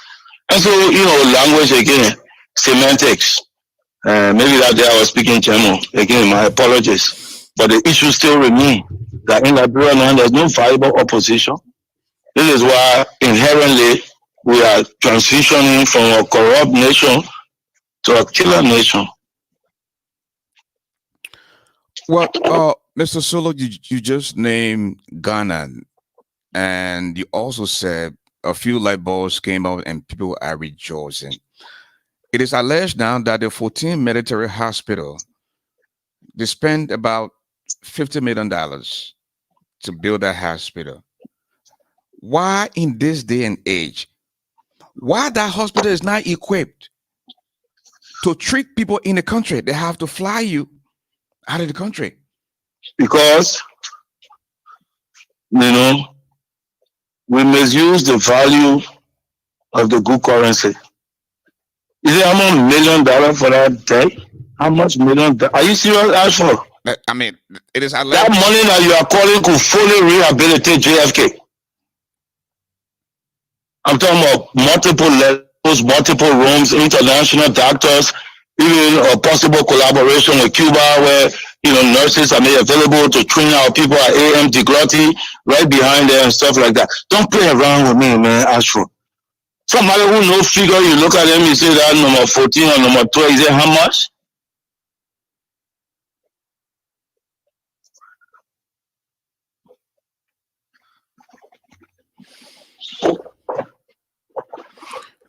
Mr. Solo, any advice for the thousands of young citizens that you train and led over the years who now feel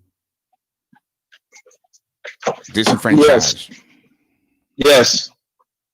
I say be steadfast. The revolution that we fought for has not yet manifested.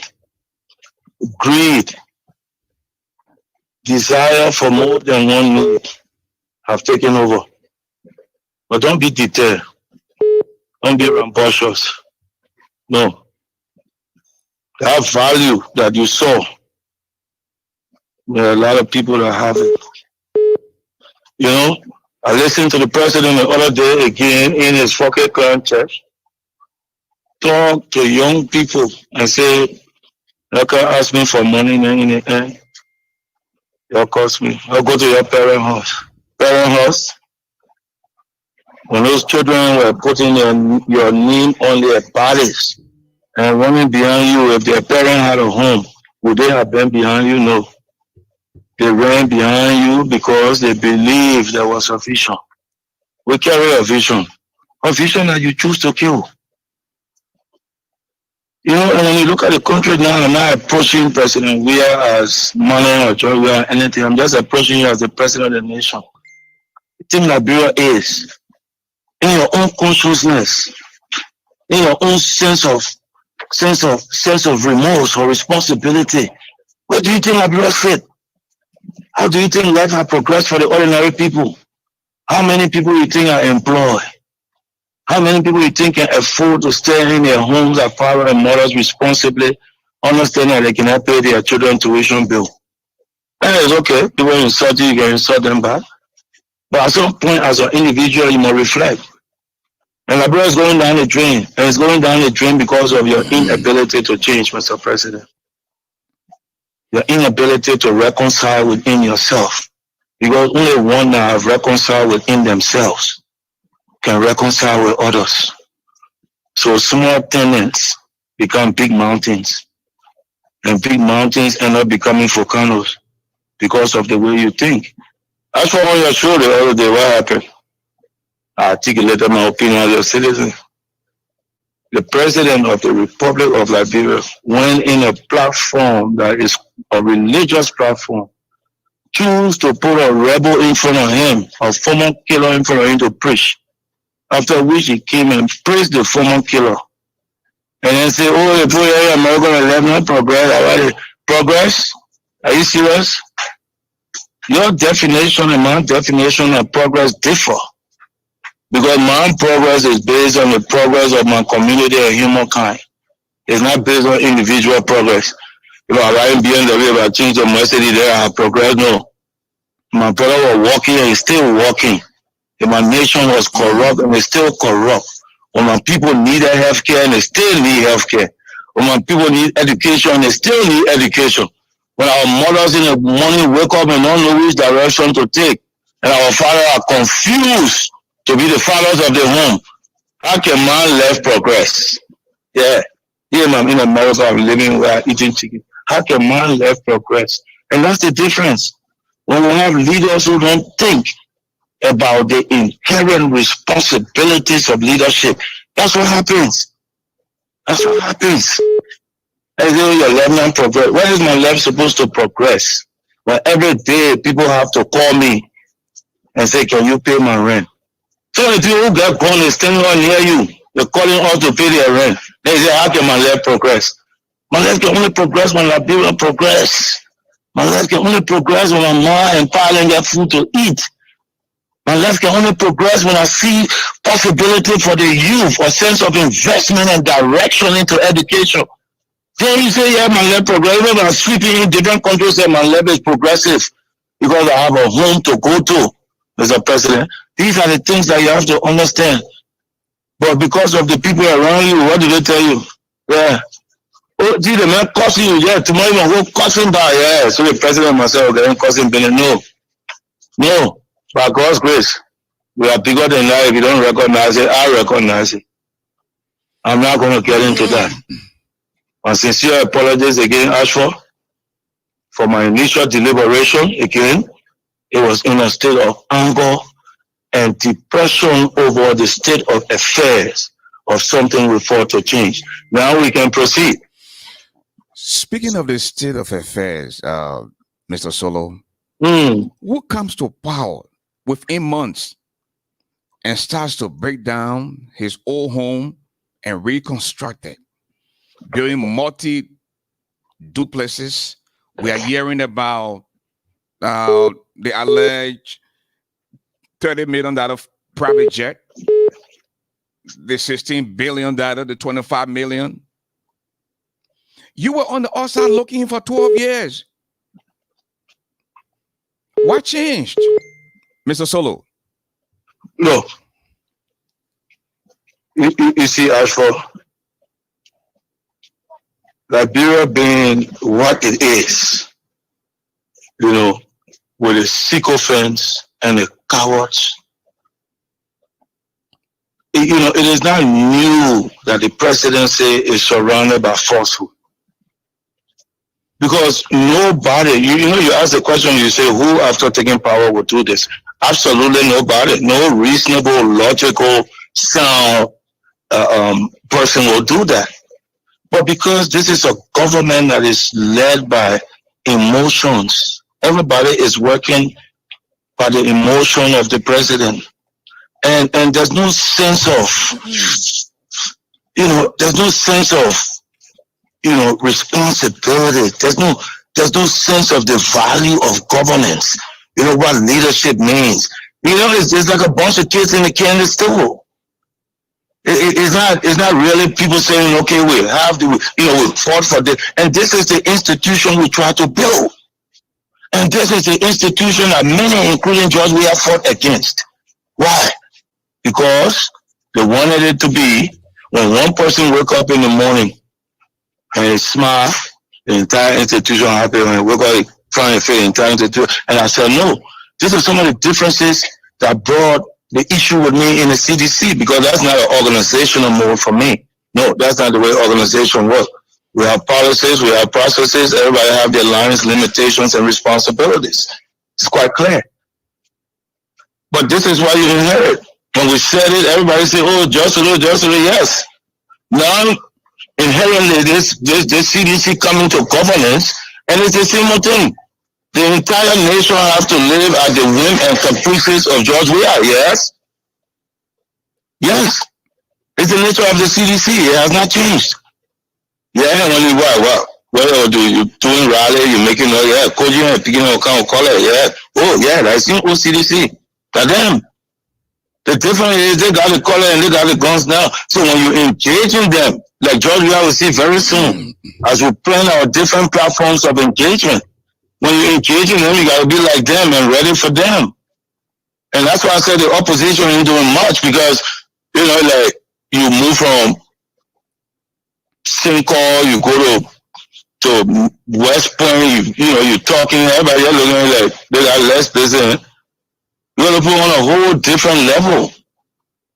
They're on a whole different level. 25 million, 25 million number for George Weah to steal. 18 million ain't nothing for him to steal, no. You know the property George Weah have around the world? You know the money he have in saved in different countries? Do you know? And he say, you go to church, he say, oh, when you know, don't throw stone. A stone? No, you're the one in a glass house. Don't even go that route. You're in a glass house. I'm outside in the brick house. What stone you got to throw at me? You got all your stolen glass around you. So you're scared now for stones to come. That's what you say in the glass house, don't throw stones. But it ain't about stones though. It's about how does this nation move forward when young people can go back home, when people can anticipate the growth of their nation, when people can take their families back home. And when people tell you the truth, you want to go send surrogates on all kind of FMs to talk about their family and all that. You really want to go that route? No, you don't. No, you don't, Mr. Weah, you don't. You don't. Because that cow ain't even spoken yet. This cow haven't even spoken yet. Don't go there. Because half your ministers and commissioners will be fired if I open my mouth. So yeah, you better hold your stone, whatever little rock you have. Next question, man, Ashford. Now, you took responsibility for the establishment of the Sabu unit. Can you clearly tell us why was the Sabu unit established? For our own protection, our headquarters was consistently under attack. And you're quite aware of that. At that time, we sat in opposition. Consistently, our headquarters short-circuited, burned, half-burned, people checking it left and right. And we have a bunch of committed young people who found themselves committed to the values, saying, you know what, we'll stay here. We'll man this place down. When people like Achiba Bonan were charging us $25,000 a year, yeah, those kids were staying there to support us, to support this process. Where are they today? I guess they still Sabu unit or unit Sabu, but I know none of them got nothing. What about all the kids? What about all the men? What about all the women? What about all the people who sacrificed? You think it was about money? No, it was about a direction.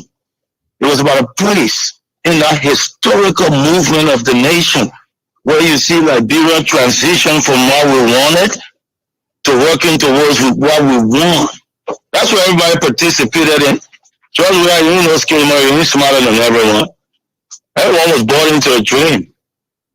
And the same thing you're talking about with the Sabu unit, there are tens of thousands of seditions.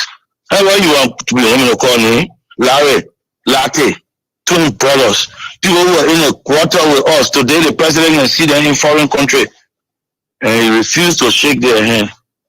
They can start by their horse so that they can see the suit that he got. Are you serious? That's a level of maturity you can exhibit. George Ware, General Ware, AD came to you for how many years? A year? Yeah. So you want to tell me today that, oh, somebody say, oh, my hand black. What about hand black, man? Get with the metaphor. Darkness, the darkness of your heart is reflective. And it's reflecting on the nation. And it's reflecting on our generations to come. Because nothing's going to be there. By the time you're done, wearing the $50,000 shoes and the 75, let's look at our educational system as for upgrading now. What happened to the Liberia educational system in the last 3 years? Hello?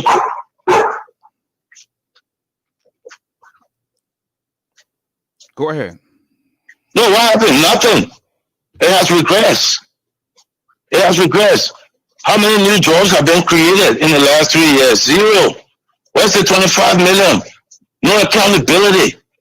Where's the 119 million? No accountability. Who's appointed here? Is it the little girls are on Facebook talking about who slept with the president when? Are you serious? You gonna go on a pulpit in fucking clan? You say, oh, you preaching? Are you serious? You're sleeping with all your ministers' wives? You the big pastor now, eh? Well, TG, we are, right? Yeah. You get mega chest now, so you have to sleep with. Man, actually, the country is regressing. And he's surrounded by evil people. Because they did not even have the maturity to say, Chief, do not respond to a chairman. Yeah, maybe chairman is frustrated with the lack of progress. Maybe chairman is frustrated about the millions of Tahitians that are walking the streets, big and small, that are unable to feed themselves daily. Maybe chairman is speaking about the people who are able to go home or do go home, and their wives put a food in front of them and say, hey, yeah, it's small radio. Yeah? I was telling you, I mean, yeah, this city, you listen, you're driving, are you there? But you don't want to bring lunch on me to pull any rest. I'm talking about all those people who live through shame. I'm talking about an entire nation. I'm talking about a generation that fight for a cause. Like, what are you doing fight for? We fight for you to go and wear Louis Vuitton. Are you serious? Then we couldn't fight for it for ourselves. We fight for you to go and wear Louis Vuitton, $25,000 shoe. That's what we fight for. We fight for you to sit down when somebody try to tell you the truth. You want to get back to them with insult. You can cause back anybody? No. Is it your responsibility even as a leader to cause? No. 5 auditors dead in the space of 10 days. Questionable death. Unexplained. The president have nothing to reflect on that. His best option at the car and say, oh, yeah, just a little left can move forward. Are you serious? Are you serious? 25 million lost. Your minister of state, your minister of finance, all of them not capable to explain where the Liberian people money went. People got in the street. You did nothing. You say you investigated because you ate some of the money. Then you sit down. Then when somebody told you, say, oh, your left not moving forward. I'm not left moving forward when he's stealing every damn thing from me. How you expect my left to move forward? And my age now is going on. Sitting down on the tree, drinking my power. Can I do it on your rugged ass? Then you say, your left not moving forward. How do you let move forward? How does the nation move forward? How do I move forward when you're stealing everything from us? Appointing your girlfriends. I can name them. And I told him, I say, well, look, when some of us speaking, we speak from the heart. You don't challenge us. You know, little minute people that will go on station and different places and attack our family, attack us, try to say this, say that. They will do it. We expect them. We expect your surrogates. It's normal.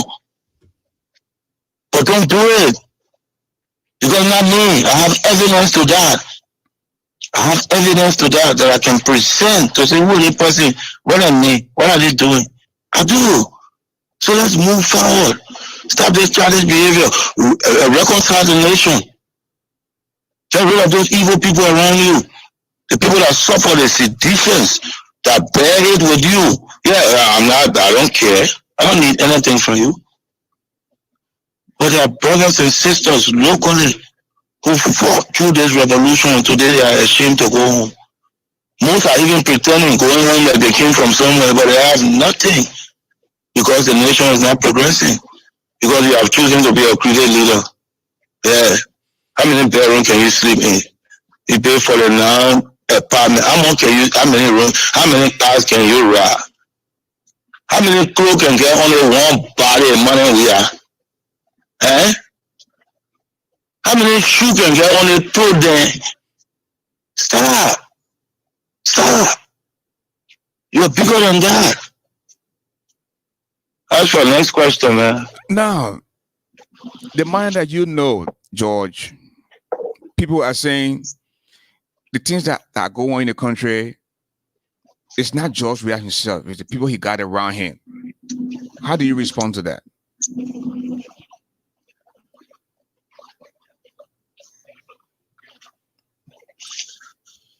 It's twofold. Mm-hmm.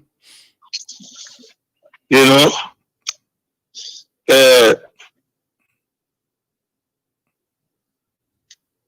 it's twofold. Firstly,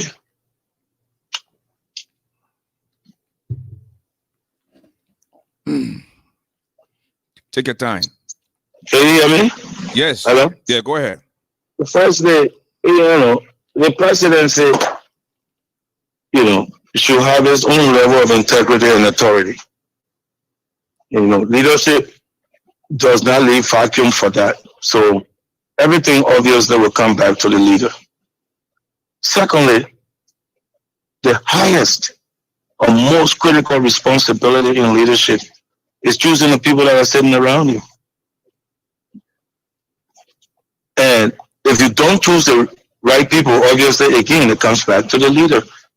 The third thing that falls within the scope of a leader's responsibility is your ability to accept criticism in the interest of finding a solution to a problem that you are facing. So when you engage your generals, for example, and they're giving you military, and you say, I don't want people to die, and they say to you, yeah, I'm a general, I've been in the army, that's what I do. We will limit the casualty, but to do that, we have to do this. Those are the three responsibilities that are critical on the list of a president or a leader. And that's where George Weah is filtering. Look around him. Look at the people in authority. Just look at their record. Look at their behavior. Look at the trend. And then look at the course of the direction of the nation. And that's, I mean, my man is like apple and apple. You can't plant apple and get orange. If you have those same people, we're talking about the child's pride. We're talking about Emmanuel Shaw. You know all the people I'm talking about. I don't have to get personal and get into the Eugene number. The same Eugene number went to FIFA. George Weah said, well, he went to FIFA, he went to Ellen, the ambassador in Lebanon. Everybody who promised to help the Congress for Democratic Change. When he left CDC, he went to Ellen their name. Ellen wrote a letter. The election came, he could not get money. Like George Weah, Minister of Information. I'm supposed to tell you talk. No, you will not talk. But when even you, the George Weah, knows that these people don't have the credibility to lead within your government. Waiting Tape. Yeah, the same Waiting Tape was Minister of Finance in Republic of Liberia. Story, George Weah. Yeah. He was Minister Honorable Monsoyo, so we are paid for Liberia to go to Malawi or someone came to me. He put a phone in the test. He said Liberia government get money. Now what today with all the financial competence you are not being into finance ministry or central bank anywhere. And he will hang on, I think, into PEA or AEP somewhere now, until they kick him out. That's how he feels about him. When will we get a leader who will be realistic with the man and say, look, I don't trust you. I don't trust you because of my past interaction with you, 1, 2, 3. Either you're changed and you can contribute to the nation, or you're still corrupt. No, we're going to do a food distribution exercise again. We need kind of the same wasting carpet. How do you even have the credibility to go and stand in front of the EPA folks to say, hello, I am new director? Oh, that's from one spot to another. Like, let's be real. Look at the president cabinet reshuffle. Look what he did recently. They're like, go be cow, go be goat, sheep, go be dog, go be sheep. That's, I mean, really? Is that what you have to offer the Liberian people? After all of these years where we've lacked progress and growth? Let's get serious. Let's have the conversation. Because we need a new line of opposition in our country. And it doesn't need to be politically driven, it just needs to be Liberian driven. I blame you. In the interest of our country. When we just wake up and we say, you know what, we're standing up against rape. No government minister will leave their house today. We'll put 10,000 people in front of each of your houses so you know the importance of rape. Yeah, say not let rape. Some people can talk about rape, you're obedient. Yeah. That's what my organization will do. We'll support direct efforts towards change. We'll put money to it. We'll see candidates. We'll get them tens and hundreds of thousands. And say this is the right person to change the place. We'll go against the government, referendum on anything. We'll be ready for the government if the government try to confront us. We'll have equal reprisal for them. This is where Liberia is going. Since they lack the political space and the president lacked the political will, this is where we'll take Liberia. Social inclination. We will move our country as citizens where we want our country to move. If you are a corrupt individual, well, wait and see what will be for you. We know all of them. We know where they live. Yeah. We'll confront these issues. We'll not wait for people to come from outside. We'll not wait for political parties to raise it. We'll raise it from the community level. We'll raise it from every level. Yeah. We'll engage this government just as they choose to engage the citizens. When the president responds, I will go in the church and respond. Yeah. Okay. Next time you go in with the president, when you go to forget to give him a care capital. Because tonight nobody calls him. So you can address all of these issues. Wow, 25 million. Where's the money? Where's the comprehension of governance? Where's our nation going? Where's our economy? How are youth getting educated? How are youth getting optimistic and energized? Yeah. Can we go in, forget time, you go respond? What happened to our electoral system? Where's our democracy?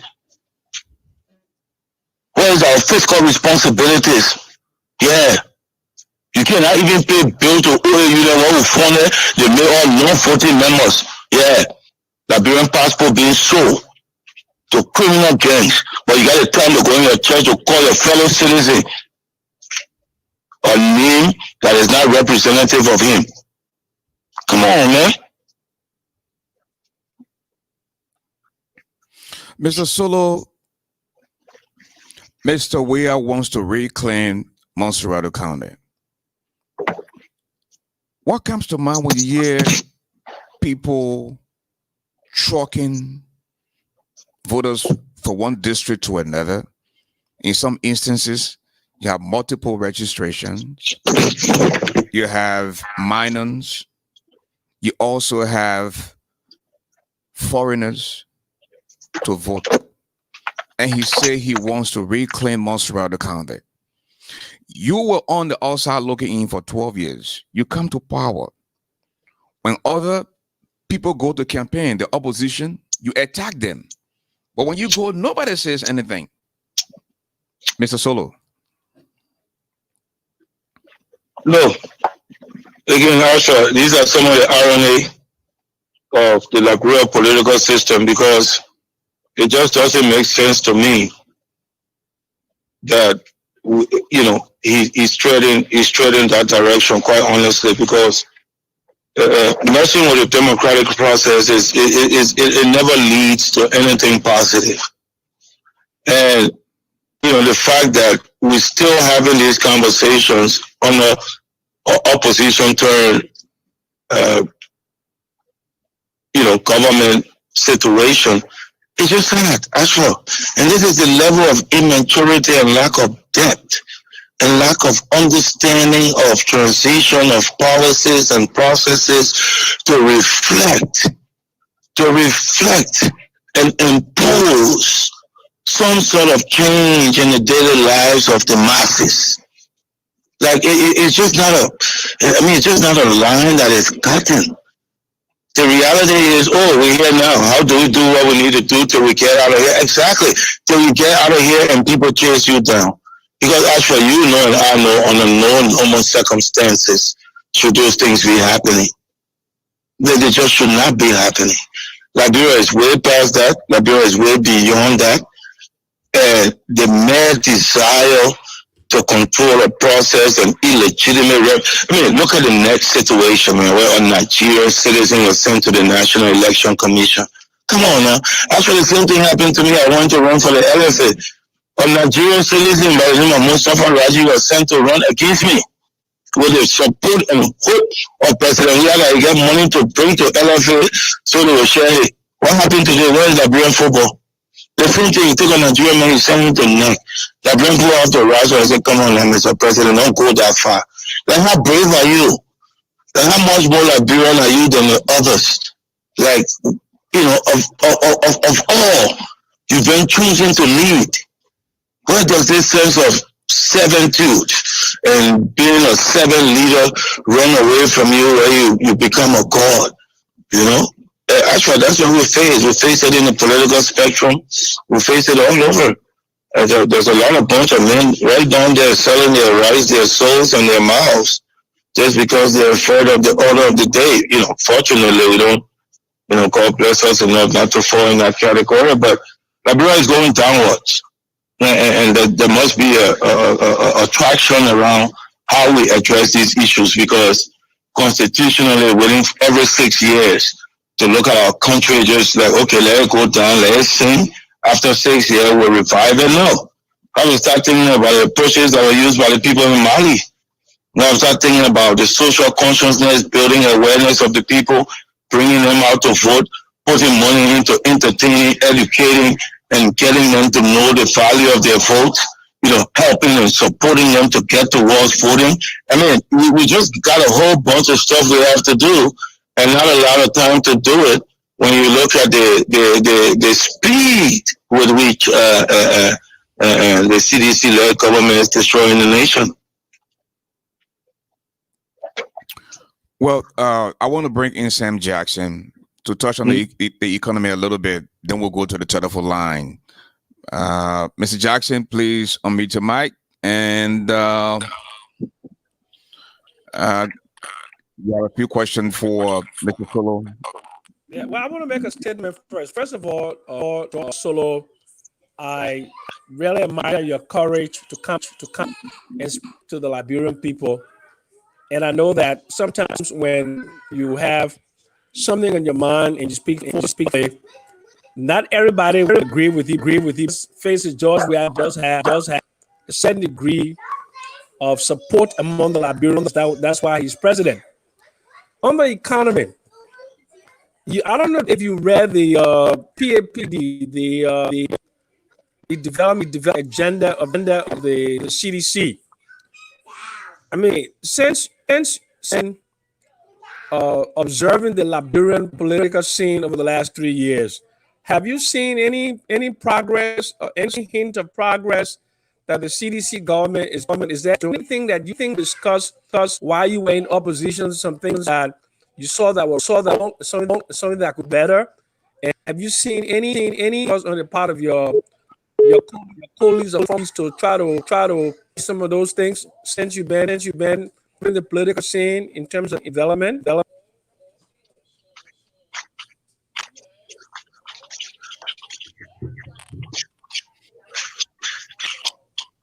Can you hear me? Mr. Solo? Hello, yeah, there was Do you get a question? Yeah, no, Mr. Jackson has seen the progress in every sphere of government and policies and strategy. I see no progress. I see regression. I mean, for 3 years, I mean, and I'll ask you from a economic perspective. Compare us to our neighbors, compare us to Ghana, compare us to Sierra Leone, compare us to Guinea. Just look at GDP and look at other trends, level of employment, unemployment rates, possibilities of industrialization. How much manufacturing do we do? How much do we generate in hard currency? Like no progress, only regression. The only change I see is, people used to take their time. They used to give books. They used to still steal the money and transfer it abroad. Now they don't give no receipt. They don't give no books. They just put it in handbags and take it home. That's the only difference I've seen in the last 3 years. The other question that is important for me is when you were in opposition, what is it that you wanted to do? I mean, if you were in the position of advising Mr. Weir, what are some of the things that you believe that can be to bring some sort of relief? I have a lot of questions about whether Mr. Twe or the technical economic management, whether they have the bandwidth to do the analysis and prepare themselves to achieve some of the outcome indicators, for example, like with the Sustainable Development Goals. So if you were advising Mr. Weir today, what are some of the things that you would ask him to right away to improve the lives of Liberian people? Look, number one, Mr. Jackson, is no one individual have the financial or otherwise monetary or economic expansion to be able to cover everything that's going on in the financial world. Right? So first of all, you got to be open. Every government have to be open. Every competent Liberian must be brought to books. Now, somebody like you don't have to be Minister of Finance. You don't have to be Governor of Central Bank. You can be an economic consultant. You can sit there and watch how things is done and say, this is the trends that were created. These are policies that were created before. Maybe some of them are obsolete. Let's get into new policies. These are new policies that are being created. This is the direction that we wanted to take. This is the direction that the world economy is taking. Maybe we need to do an above face. You always need those clear, logical, reasonable, non-partisan, Liberian first, very technical minds close to you if you have to be successful. Mr. Weir has none today because of what? His small gossip, this person hit me and this person said, Jackson said this person said that. Number one. Number two, when you are looking at an economic management team, it has to include people who are able to give you real data, analyze that data with you and be honest with you and say, Mr. President, if we do this, this is what the result will be. If we do this, that's what, not cowards who stand in front of you and totally sugarcoat everything. The third thing related to the finance is the capacity of the people around the table, Mr. Jackson. You will be aware, even the governor of the Central Bank of Liberia today, who happened to be a compliant officer, not a compliant director or manager, not vice president or compliance officer, is our central bank governor. What kind of monetary policy do you expect, Mr. Jackson? Okay. Thank you, Mr. Jackson. Thank you, Mr. Solo. Let us now go to the telephone line and hear from the Liberian people. The telephone number to call is 313-408-8396. We have 2772, the last 4 digits. Tell us your name. Good evening, ASHFORD the Giant Garley. This is Jerry S. Ferguson. I'm calling from Northern Ontario. Welcome to the show. Mr. Solo is listening to you. Okay, Mr. Solo, I thank you for this time. It's better late than never. At this time, you come to express yourself, your disenchantment or whatsoever in the interest of the Liberian people. But what I want to say is that I'm not going to be, I hope I'm not being very abusive to you, but looking at the meaning of the name George, and I must excuse myself to those that bear the name George. The name George in the Greek meaning means farmer, and the first three letters interpret soil or earth. So George Weah is directly living by the meaning of his name. So that was saying that I've interpreted the meaning that you again educated and expressive and everything. But I want to know why at this time, after telling all years back that this man was a millionaire during his time, because if you go on Google, there is nowhere that Mr. George Manuel Weah is listed among the rich or richest footballer. From Samuel, he is there. So what was your intention of telling us that this man was that he was a millionaire and he was the right person, and today you are telling us the contrary? I just want you to answer. Thank you. Just tell us. Yeah, let me answer. You know, the beauty of education is somebody else can tell you the meaning of your name. By the way, my own name George too. Yeah. When you support someone today, and Ashford and I had the same conversation and the same disagreement a while back. When you support someone today, when you support an agenda, when you support an ideology, whoever is ahead of it, you support them. I'm not talking about what I believe George Weah was or what you believe George Weah was. I'm not talking about how much you believe he had or how much I know he had. I'm talking about for the last 3 years. So you have to fast forward, okay? Come to fast forward your video to the last 3 years. I'm talking about Liberia. I'm talking about money that's been stolen. I'm talking about lack of capacity. I'm talking about lack of security for the citizens. I'm talking about no jobs. I'm talking about lack of economic growth. And you say, oh, why are you telling me now? I ain't telling you. He's doing it. This is what's going on in the country. So where are you in Ontario or whatever? Get with the program. We're talking about what's going on in Liberia now. How much he made, how much he had from football, how much he could have built his 49 houses 10 years ago, sure. If that's what you think, why didn't he build it? Sweet. I'm not in that conversation with you. What I'm saying to you is for the last 3 years, I'm disappointed because of X, Y, Z. So as for telling to fast forward his video, man. Thank you. The next caller, 678 is the area code 3559. Please tell us your name. 678-3559. Tell us your name, please. Going once, going twice. Okay, 267 is the area code 8793. Tell us your name, please.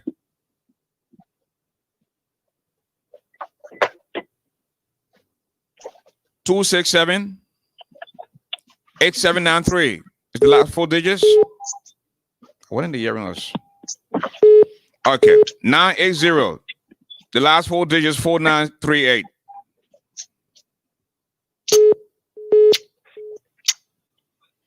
Are we having a problem here?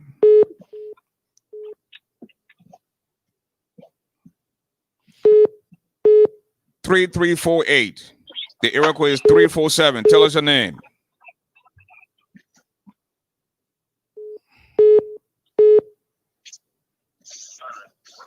J1, hello. Yeah, J1. Go ahead, make a point. Oh, I'm on now. You live on the radio. Go ahead. How are you, brother George Solo? He's Brother Solo, this is Jerry Williams. I know we spoke some time ago. I haven't met you, but I know about you. You had said that the opposition is not united or they don't have a vision of how to confront this administration. You talk about maybe when you get on the ground, mobilize you to put 1,000 people outside this person's house and that person's house, and how you to be an effective opposition where we ought to confront the regime if they resort to any means on any or other. You said a woman who is the election commission chairman that wanted George Weah girlfriend. So therefore, if you look at the options of say, oh, election, and knowing that Weah is misbehaving, and that is not the means through which the opposition will gain power, what is the solution now to hold this man accountable or to change course and end this nightmare that is against our people? Thank you. Yeah, thank you. My proposition is simple. It's the social movement like we saw in Senegal when Abdullah Wade tried to go for more terms than the constitution required. It's what we saw in Mali. You know, for me, it's a social contract. I said it, and I'll continue to say it between the government and the people. We have to build social pressure outside of political institutions. This group is coming out to race. I'm going to now will come to the bank. We'll go to each of the government minister in the morning to let them know that rape is not good. We'll do it. It's when your government is not representing you, you need to get out. You need to get out and you need to ask that government to reform or ask that government to change. How many times do we ask Ellen to step down? Oh, God, we have to step down. We're going to ask any president of the republic that is voting, that is losing the confidence of the population. People are dying. Money is losing left and right. 25 million lost, 19 million lost. No accountability. You're responsive to your citizens with insult. Yeah, well, we'll move on you. Yes, we'll move on you. One day we'll move on you. Yes. Okay. Let's go back to the line. 4938. Tell us your name. The last 4 digits. 4938. Tell us your name, please. First digit 703. No, the first digit is 980.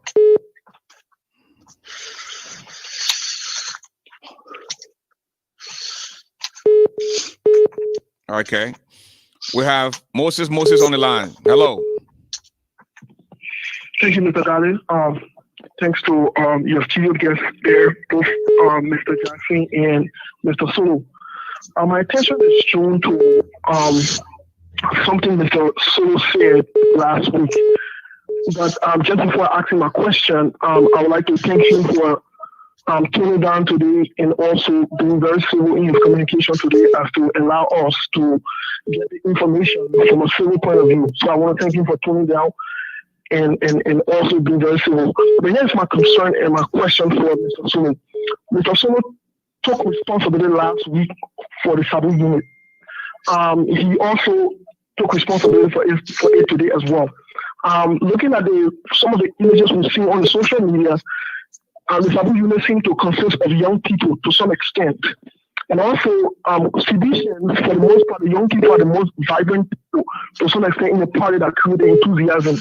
We've seen over the past months that they have demonstrated either some nature of violence, they have exhibited some forms also of sycophancy, praise and worship mentality, and so forth.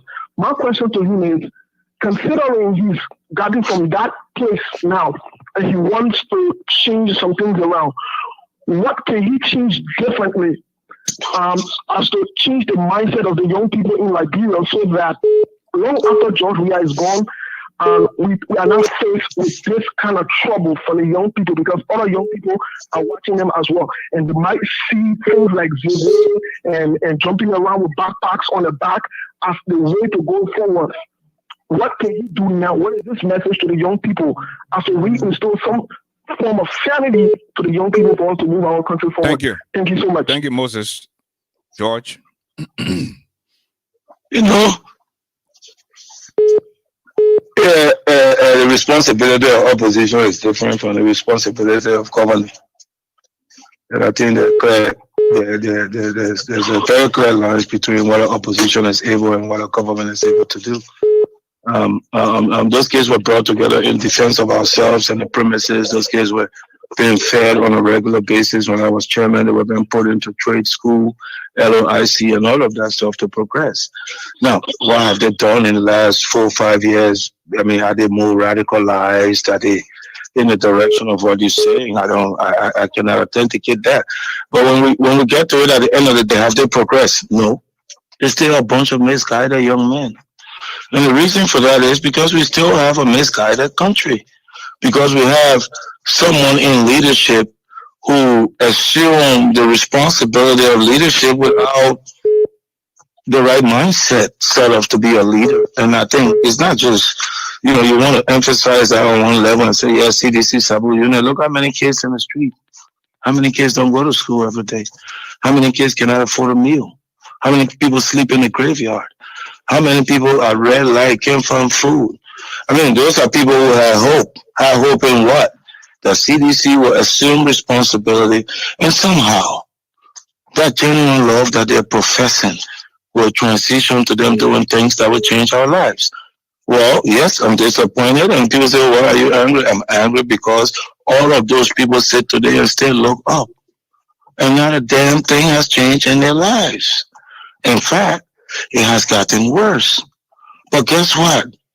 Mr. I Am, the great I Am, the shining star, the lily of the valley, the bright and morning star, you can't tell him what's wrong. And that's the problem in our country today.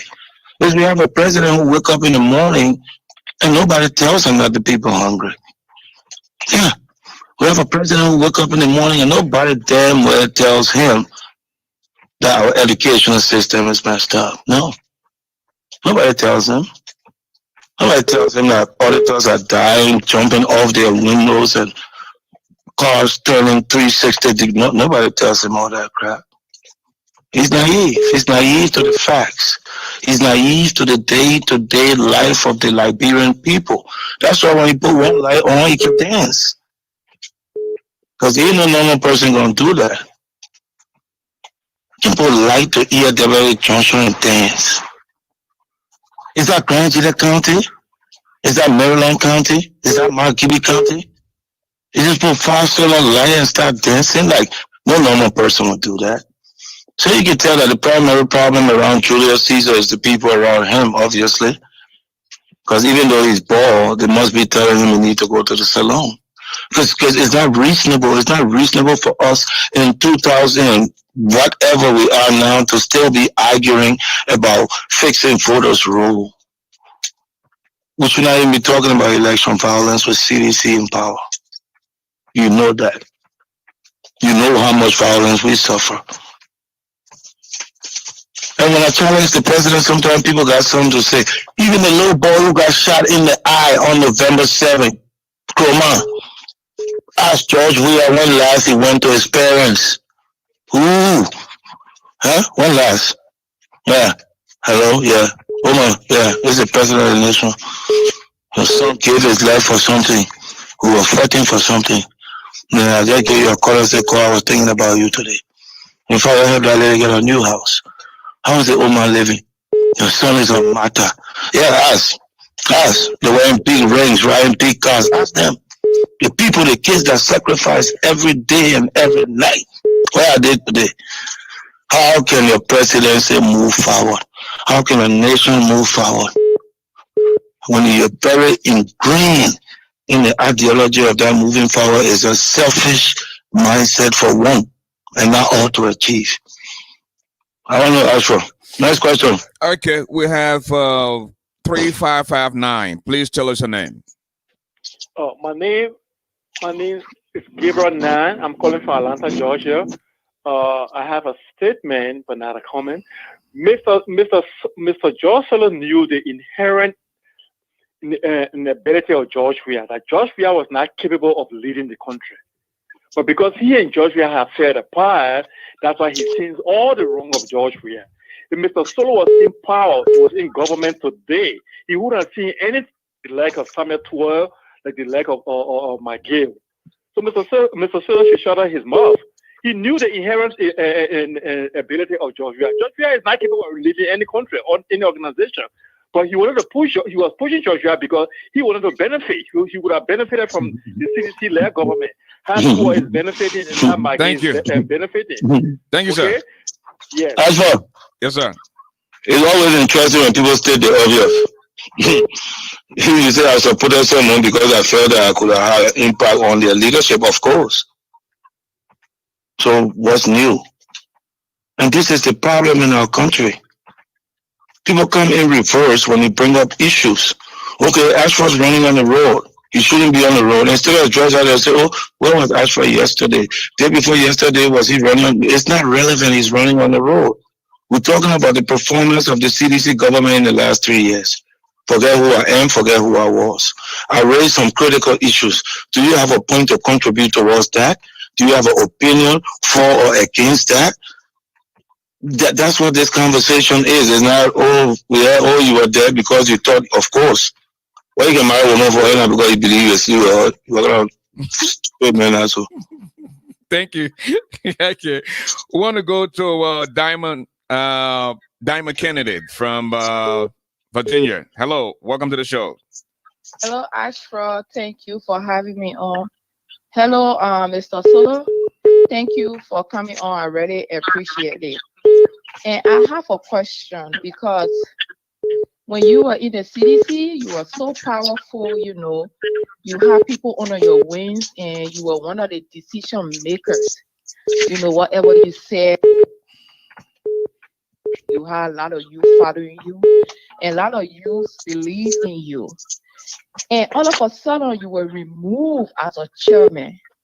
I don't know why. Why were you removed? Were it personal, you know, or something went on? And I would really like for you to touch on that. Then my next question. No, just one question. We got a lot of people in there. I beg you, yeah?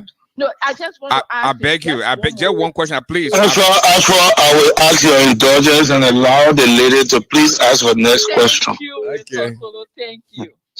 So my last question, Mr. Solo, if you are given a chance today, will you undo what you did?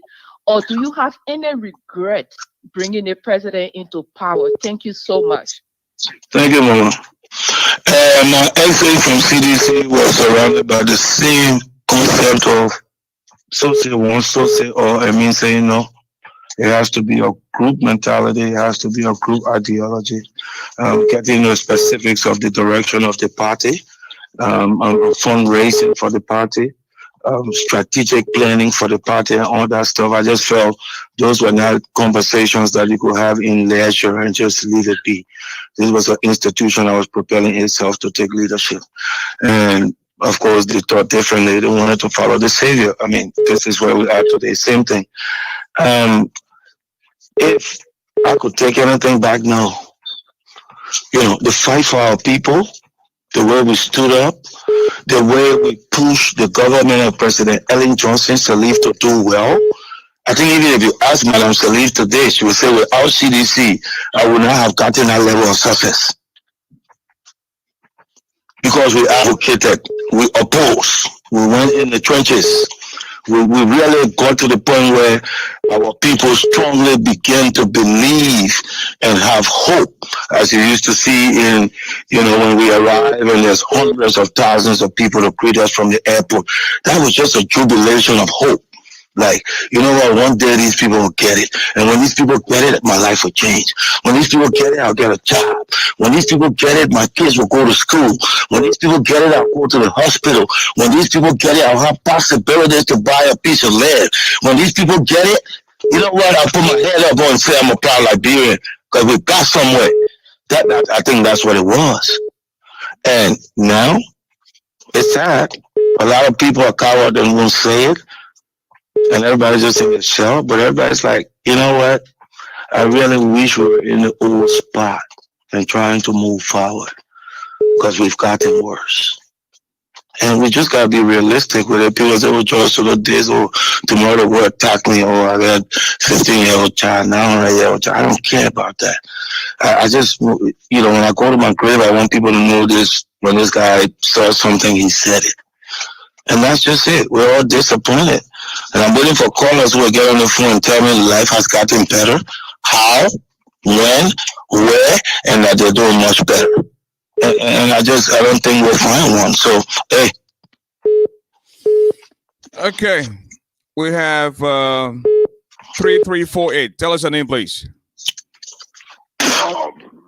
I'm Fred Dennis Kiname. I'm calling from the state of New York. You're live on the radio. Mr. Sula is listening to you. Yeah. First of all, I would like to thank Mr. Sulu for the tone of his expose, which he's very favored this time around as compared to last week. Mr. Solo, I want to ask you a question.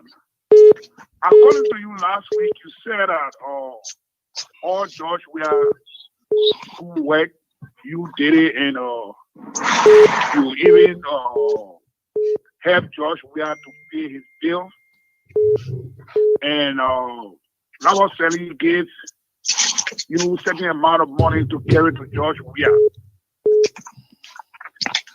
If I'm to ask you, is it because politics is interest? Is it because your interest was not met? Is it because of that you coming on now to go against George Weah? And where are the proof that you promised that you are going to provide to the audience? Because last week you said you have evidence, and we are yet to see those evidence. So I want you to give the proof, and I want you to answer my previous question. Thank you for having me, Mr. Garley. You're welcome. No, I don't get the first question. Actually, the second question on evidence, like, really? So I should give you my evidence. I challenge someone. I say I have evidence for it. You want me to just what? Send it to you? Next question, man. Mami Tai is on the line. Hello, Mami. Hey, hi, Judge Solo, Luwo, Judge Solo. I'm speaking from to you. Calling from the state of Illinois, Chicago. My first question: why do you think George Weah is so against Dillon being the senator of Motorado County? A person that says he wants for people to reduce their salary. I would think a president would want to change things around, will rather bring him on a team instead of going against him. And my other question is, with the 4 auditors that died, do you think the president and his group have anything to do with it? And if so, do you think, if not, do you think they will, if so, would they ever come to found the finding of who killed these people, or they are just taking us for a ride? You know, my honest belief is that nothing will come out of it either by intent or just by incompetence. I think you already heard the family grievance from the time of the incident up till now, how the police have responded or not responded. You obviously heard the government's reaction. The people are not auditors. There has been no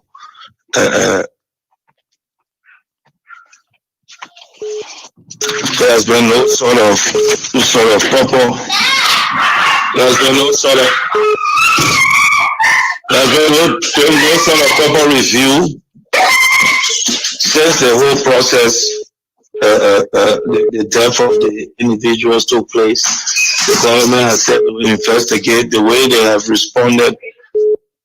The way they have responded to the process of the investigation, the way they have responded to the individuals who in fact work for a government entity and up to date, and the LRA is yet to release any statement of regret or sympathy or anything.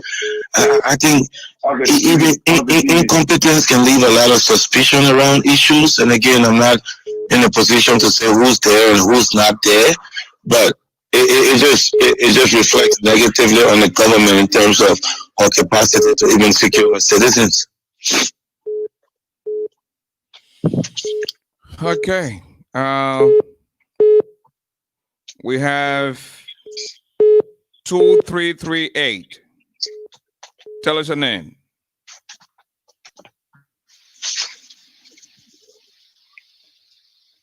Okay.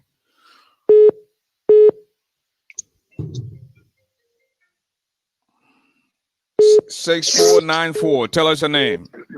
Good evening, Ashford. Thank you very much for this show. My name is Gonlapa Dolo. I'm calling from the state of Delaware. And I would like to commend Mr. George Solo. Whatsoever you believe, he's a Christian, he's a Muslim, whatsoever. I think in life, when you make mistake and you come like the Cali, which I am, you come and you confess, and once you confess and you are forgiven. From what Mr. Solo has been saying from the onset up to now, he's a patriotic Liberian. And unfortunately, I did not see you, Mr. Solo, but I spent 4 years in Iowa, to be specific, in Des Moines, and people spoke highly about you and the position you occupy with the company you work with. And people who comes there to condemn you and all those things, I think they are getting out of anger and everybody made a mistake. You did not know that how the CDC direction was going. And the best thing you could do is exactly what you're doing. You are now waiting until the situation is over, another government come on board, and I will ask you for you to continue the struggle for the people. You live a decent and a better life in Iowa there, and I know how much you make, and I know how much people speak of you. It's not about you because your 401k, your everything, and your children are going to the best of school, and you are enjoying. But the question you're asking the people is, did we accomplish our aim? And this is what you're telling the Liberian people. And those who come on this show, I know it's your right to criticize and to disagree, and I also agree. I think let us agree with Mr. Solo, because he is coming up in this time in the heat of the situation to say, hey, I'm not one of those. It's true, I took part in this, but so let us accept Mr. Solo as our brother, as our friend, and let us work with him. He's trying to change the situation. He's trying to help to change the situation in a political way in Liberia. Like he said, they will rally their own money. They will do all politicians can do for them to get on board. That's a good direction. And Mr. Solo, I will advise that you join the CPP because it's the only alternative. And once you come with your idea, we all put idea together, we can move. And those who say this cause say opposition are weak, opposition are not weak. You, me, us all here, we are part of the opposition bloc. If you come in a CPP and bring your card on the table, we can all get along. Maybe we'll not take 100% from you. Maybe we can take 10 or 10%. But let us go with a wave instead of breaking, because when we break apart, we can no longer get together, and the system will not like the system continue to lead us. Thank you, Mr. Garley, and thank you, Mr. Solo. Thank you. Okay, let's take this other caller. 8793. Yeah, how you doing, Ashford? Welcome to the show. Yeah, thank you. This is James. I've heard Mr. Solo's articulation from tonight, completely different from what happened last week. Let me say to him that he preferred to discuss the economy and the issue of in Liberia. My question to him is the private sector, from what you've looked at from the outside, is it currently capable of engaging in more substantive economic development in Liberia? Is it? If not, what's the way forward? Yeah. Thank you. Firstly, I believe that Liberia being not a high level of literate economy, you can't go and say I'm going to create Microsoft or Apple and these corporations. The first thing we need to look at is manufacturing, industrialization. What's our basic needs? Toilet paper, slippers, little foodstuff, sardines. How are we building factories and utilizing the manpower that we have? Job creation, possibility, building a vision around where we get pride. How much are we putting into education? How much are we putting into healthcare? Do you know how much we pay our lawmakers? Do you know how much ministers make? Do you know how much gas coupons they get? How do we put that into educational infrastructure where we can ensure that every kid in Liberia by the age of 6th grade, you are familiar with a computer? That at 5 years old, you can go to school, get your uniforms, get your books and stuff for free. I mean, all those things require personal sacrifice. It's requiring a nation, a fat nation led by fat people with big stomach saying, no, we're going to get on diet. this nation is going to get on diet. We're not spending $100 on food. We're going to spend $20 on education. We're going to spend $20 on healthcare. Because if we spend $100 on food, we got sick, we got nowhere to go. If we got education and healthcare, at least we could get some doctors who would treat us and spend all $60 on the food. That's the concept of a nation. Liberians and President, we aren't even thinking like that. And that's my issue, and these are the issues that I come across. If a father and his 3 sons could go to work every day and each of them make $100 a month, just working at the paper factory, making paper. We still buy copybooks with all the trees in Liberia. We still buy copybooks from out of the country. We still buy rubber sandals from out of the country. We buy every toilet paper from out of the country. We can produce those things in our country. We can employ our people to do it, but there has to be a systematic effort. There has to be a sense of sacrifice. And the big cars, like they did in Rwanda, the big cars, the big Jeeps, the SUV, all of them gotta go. We gotta get back to the basic of how does every Liberian wake up and take a direction or a dream that a leading government have. Talk about how match, the other person had tree to clear. What do you have, CDC? What is your vision? Pro? Seriously? The next caller, 2338. Tell us your name. Yes, Mr. Garley, this is Augustus Pape Flummer. And this question goes to Mr. Sam Jackson. I know we've been asking Solo all the question, but I want to ask Mr. Sam Jackson this question, and I hope he's listening. Mr. Jackson, my question is, you are a trained economist, and there is this guy called Austin Goolsbee. He's a seasoned economist on the Barack Obama. I mean, I think you've heard his name before, Austin Goolsbee. Austin Goolsbee said, the trajectory of the country's economy is in an upward direction, right? A positive direction, and then a new administration takes over. And that upward or positive direction will continue for some time before it will have a downward direction if bad economic policy is put in place. On the other hand, if the economy has a downward direction and another government takes over, that downward direction will continue for some time in the new administration. And if good financial and fiscal policies are put in place, it will start to turn around. So if that is true, consider a country like Liberia. How long, Mr. Jackson, as a free economist, how long do you think if you take our economy that was in the downward trend, how long do you think it should take before we would have a positive direction or trajectory, especially when 1 million left the country with almost $250 million? Thank you, baby. Thank you very much. That's a very, very good question. You know, I think what the question is asking is in terms of economic turnaround and the trajectory for growth or for decline. And for economy like Liberia, that complicated. The Liberian economy is a very, I mean, if you look at the fields that go into growth, they're very. However, intangible that continues to keep us down is governance. Okay, and things like discipline, hard work. Those intangibles, you cannot buy them. You cannot teach them. You know, they're part of the socialization process to come from the society into the values of the society. Build social cohesion by having the values. If you have the values of the society, then the mission of the collective mission of a people is for prosperity. And if you adopt a prosperity agenda, that prosperity agenda must make the collective. The objective is to improve the lives of the collective and not to improve the lives of the individual. So for a turnaround for Liberia, if we just stop the corruption, not you can't corruption or you minimize it, good governance, and create the enabling environment, because country, however you look at it, you look at the Neolithic age, Neolithic revolution, about trading, cities and towns and countries about trading, It's about building things, selling those things, right? So they invite that has that he built.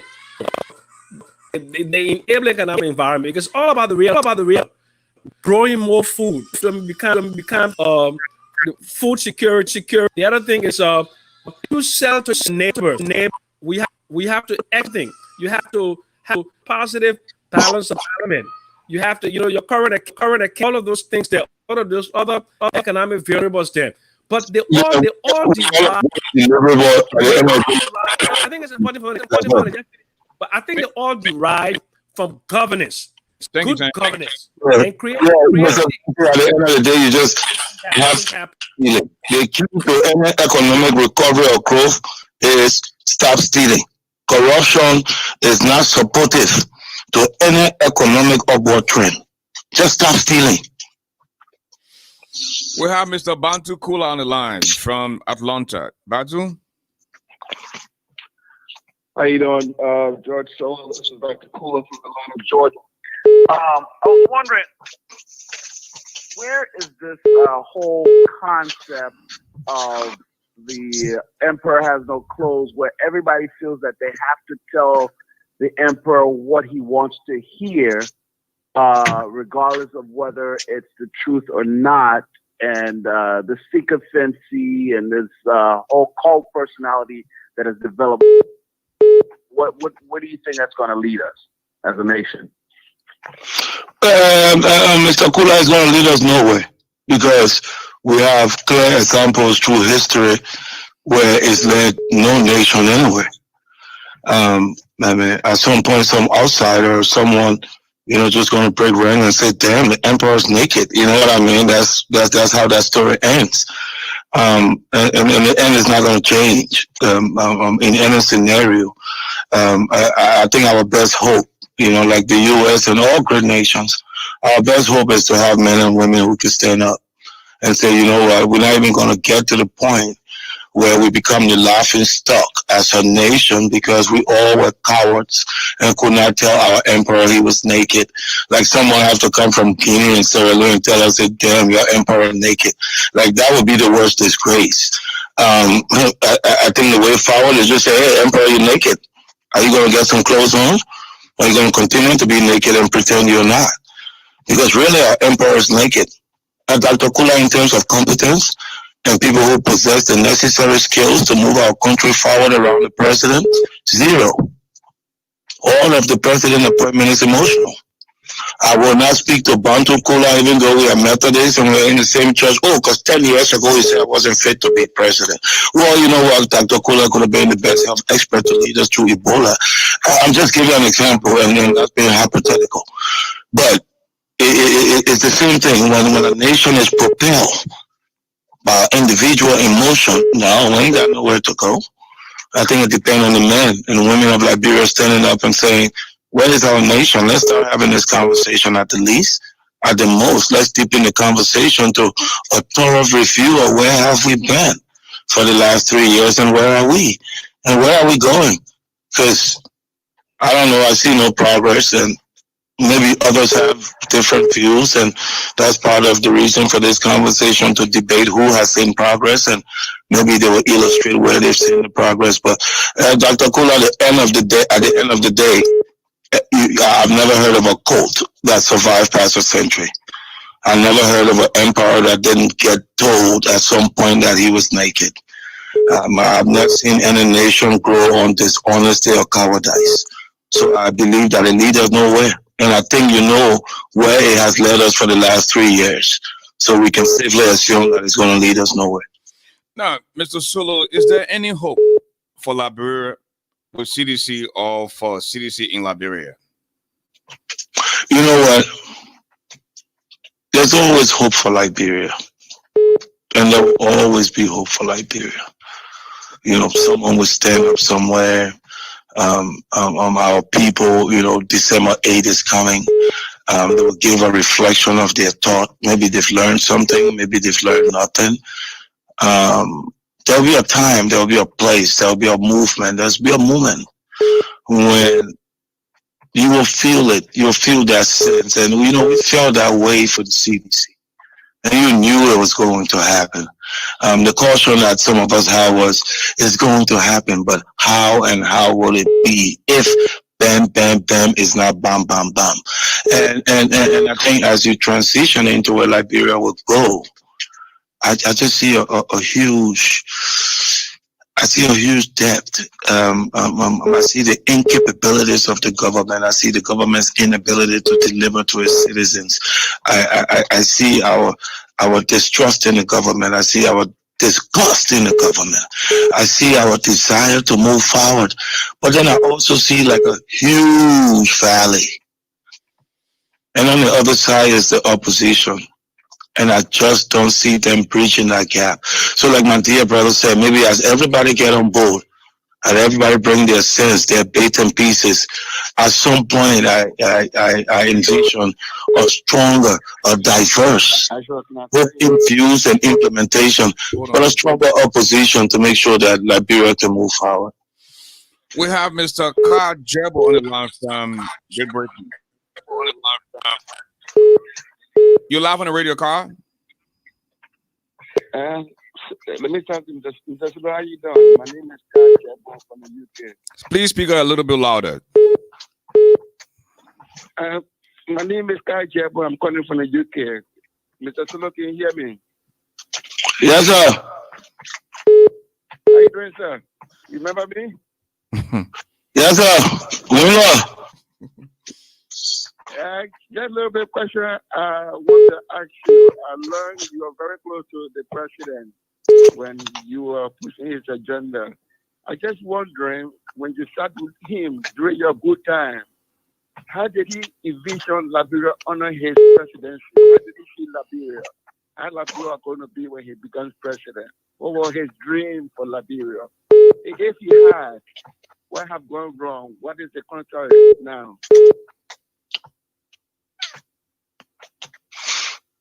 Hello? Thank you. Yeah, go ahead, Mr. Solo. Yeah, thank you, Guy. But I think you had an opportunity to play with the president. You fought for position when you're on the red side in Festival 11. So we know who you are. But I think the vision versus the implementation, just like you said, Kai, is where I'm disappointed. And I think a lot of people are disappointed because we know what the vision was. We know what the conversation was. We know what the direction was. We know what the plan was. Youth empowerment, building patriotism around our people, building a symbol through which the nation can be pride and rise, where the young people can be patient and trained and hold the mentor of responsibility, where the old people can be comfortable enough to pass that mentor of responsibility, where we have lights, where we have water, where we have competitive technologically, where we're bringing the same technology that are in Ghana and Nigeria. We've sat in a hotel and said, yes, Liberia can get to this point. So it's disheartening when you see power turn a man into a mouse. And that is the question, Kai. Yes, all the vision that I'm projecting today is his vision. But when power turns a man into a mouse, and he is surrounded by people who are only thinking about themselves, because they are not the original crafter of that vision, because they did not even march on the road towards that vision. So they have no appreciation for that vision. In the end, the population is disappointed. The vision is dead. The leader is wearing a $25,000 shoe. All the assholes sit around and say, "Oh, hail the king." And so it goes. Well, I just want to say something clean. That's it for calling. Okay. I think. Can I say something really quickly? Yeah. Come in, Sam. Okay, look. And you got there is okay. Let me look. In Liberia, all is not gloom and doom. I'm an eternal optimist, and just like what Francis taught me to be an eternal. I believe Solo. I don't know whether he agrees with me or not, or whether Liberians agree with me or not. I don't think we have a hopeless nation in Liberia. I believe. If George we decides today, and the people around us the direction in which we're going down to this bottom. There's a train wreck about to happen, and we agree that we need to avoid this train wreck. All of us can put hands. With expertise. I don't want a job, man. Like, it's so huge. The economy is so huge.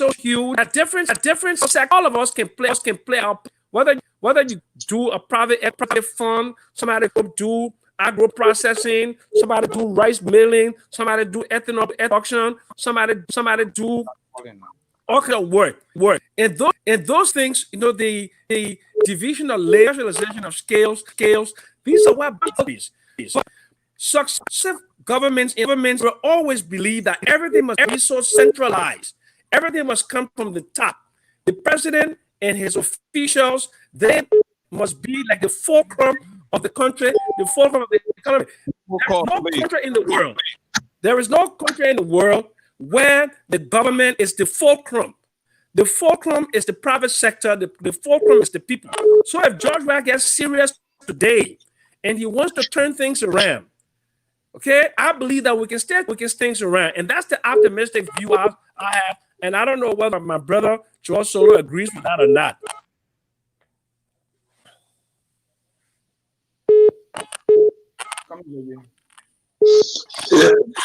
Actually, again, thanks for the platform, and we'll continue to engage. Tell another time to continue this dialogue. Okay, folks. I'm afraid that's all the time we have to be on here tonight. God willing, I always is live, but let me I can squeeze this caller in. He's been making our last caller. Ben, you must be on the line. Hello, Ben. Mr. Garley, how are you? How you doing, my brother? And let me speak to my uncle Sam Jackson and my own brother George.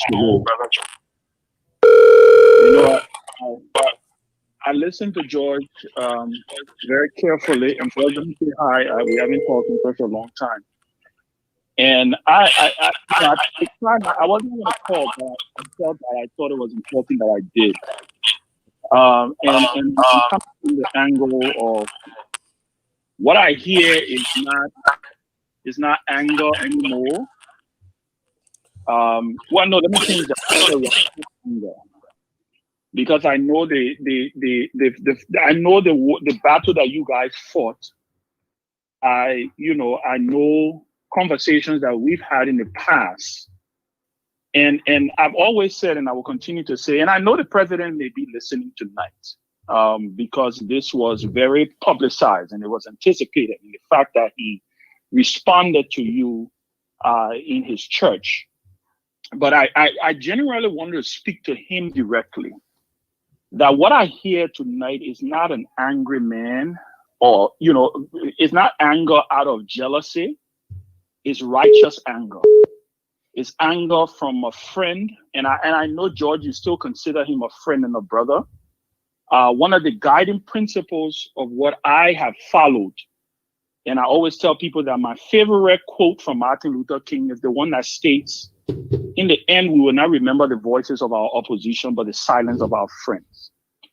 I think President Weah has an opportunity, and he continues to have an opportunity as long as he's president, to turn the corner. I've encouraged him, and I would say it. Some of the reasons why I broke away and I stepped outside was because I've said over and over, I think he needs to build a network of truth tellers around him. Even if they would not do it publicly, they should do it privately. And I want to believe that he has a conscience. I want to believe that he has a soul. He's the president of our country, and our country is in trouble. I want to thank you, George, for the courage to speak the way you have spoken. And I want to encourage you to continue to speak. I know the other day was a little graphic, but like you say, sometimes what I took was more of the message rather than the literature or the words. I just want to thank you. I want to thank you for speaking up, because again, like I say, when the talking stops, that's when the killing starts. So I hope and pray for our country's sake that we wake up when the days coming when we wake up, we can start to see some turnaround and hope for the better. But again, I want to thank you, Mr. Garley, for the opportunity. I'm just listening. I was more of, observing, but like I said, I just felt it was important that George hear my voice, and that I hope the president hear my voice also, because when people support you, that is actually the more reason why they should be critical of you. And those friends who are the ones who are only healing and saying everything is okay, those are the ones that you need to be very careful with. So I know I know a lot of Liberians have a sense where they judge people. They say, oh yeah, you also supported him and you're the one brought this calamity on us. But like George said, we are where we are, and Liberia is not going to die. We've seen presidents come and presidents go. President Weah is a very young man. After his term, if he's going to be a young man, he should think about his future. He should think about his children, and most importantly, he should think about his children. So I just want to thank you for the opportunity, Mr. Garley. Thank you, Ben. Want to conclude now with Mr. Solo and then go back to Sam and conclude. Mr. Solo? Mr. Solo? The man just died. Yeah, that me too. Okay, Sam, we want to call this a night. I want to, is your phone muted? Okay, go ahead, Sam. Well, first of all, I want to thank you very much, ASHFORD the Giant Garley. Your forum is really evolving into the village square for Liberians to come and exchange ideas. I want to thank my friend and brother, George Solo, for a brilliant expose tonight. I also want to reach out to my friends within CDC, especially our president, President George Weah, who I understand has some blood ties with me, to appeal to him to listen to what people say and not how they say it, but to look at the value of what they say, because Liberia is a country that he runs today, and he's responsible for anything that is happening today. And Liberia can be a better country if he wants to make it a better country. I want him to appeal. Let him reach out to his brother George Solo. Let him reach out to Sylvester William. Let him reach out to Salinsa. Let him reach out to all of the we believe our service at the level at which he is. There, you cannot be up there and have enemies below. We are all your children. You are the father of the land, and I hope and pray for God's sake that we make progress and not continue to just keep going back the way we are. For the last 40 years, for the last 173 years, the country with one of the greatest economic potential on the planet happens to be the poorest country, and that's why I wrote a book about it. Rich land, poor country. Liberia can change and become a rich country in a rich land. Thank you very much, ASHFORD, and thank you to listeners, and thank you for listening to us tonight.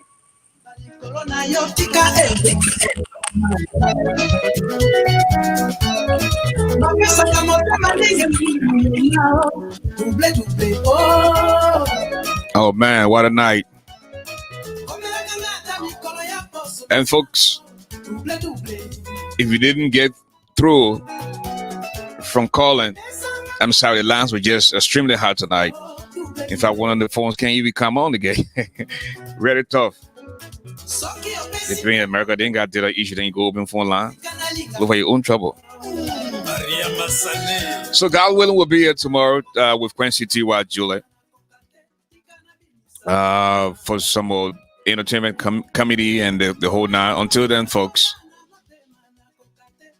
please allow me to borrow the words of the wise man. Tough times don't last, tough people do. The heart of a man is never known until he rises, and there's no second chance to make that first impression. Don't see okra and swallow bone, because you can't hide your nakedness from beef and bucket. When God bless you, don't see that medicine.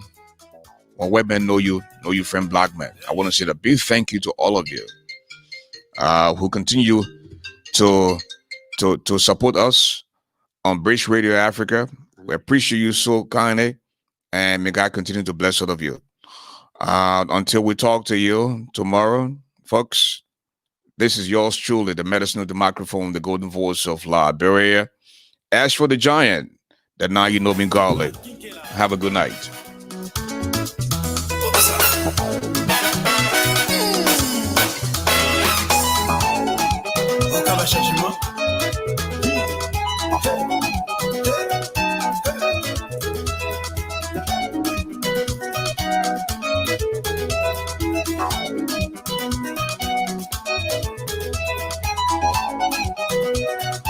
Oh, musique kitoko.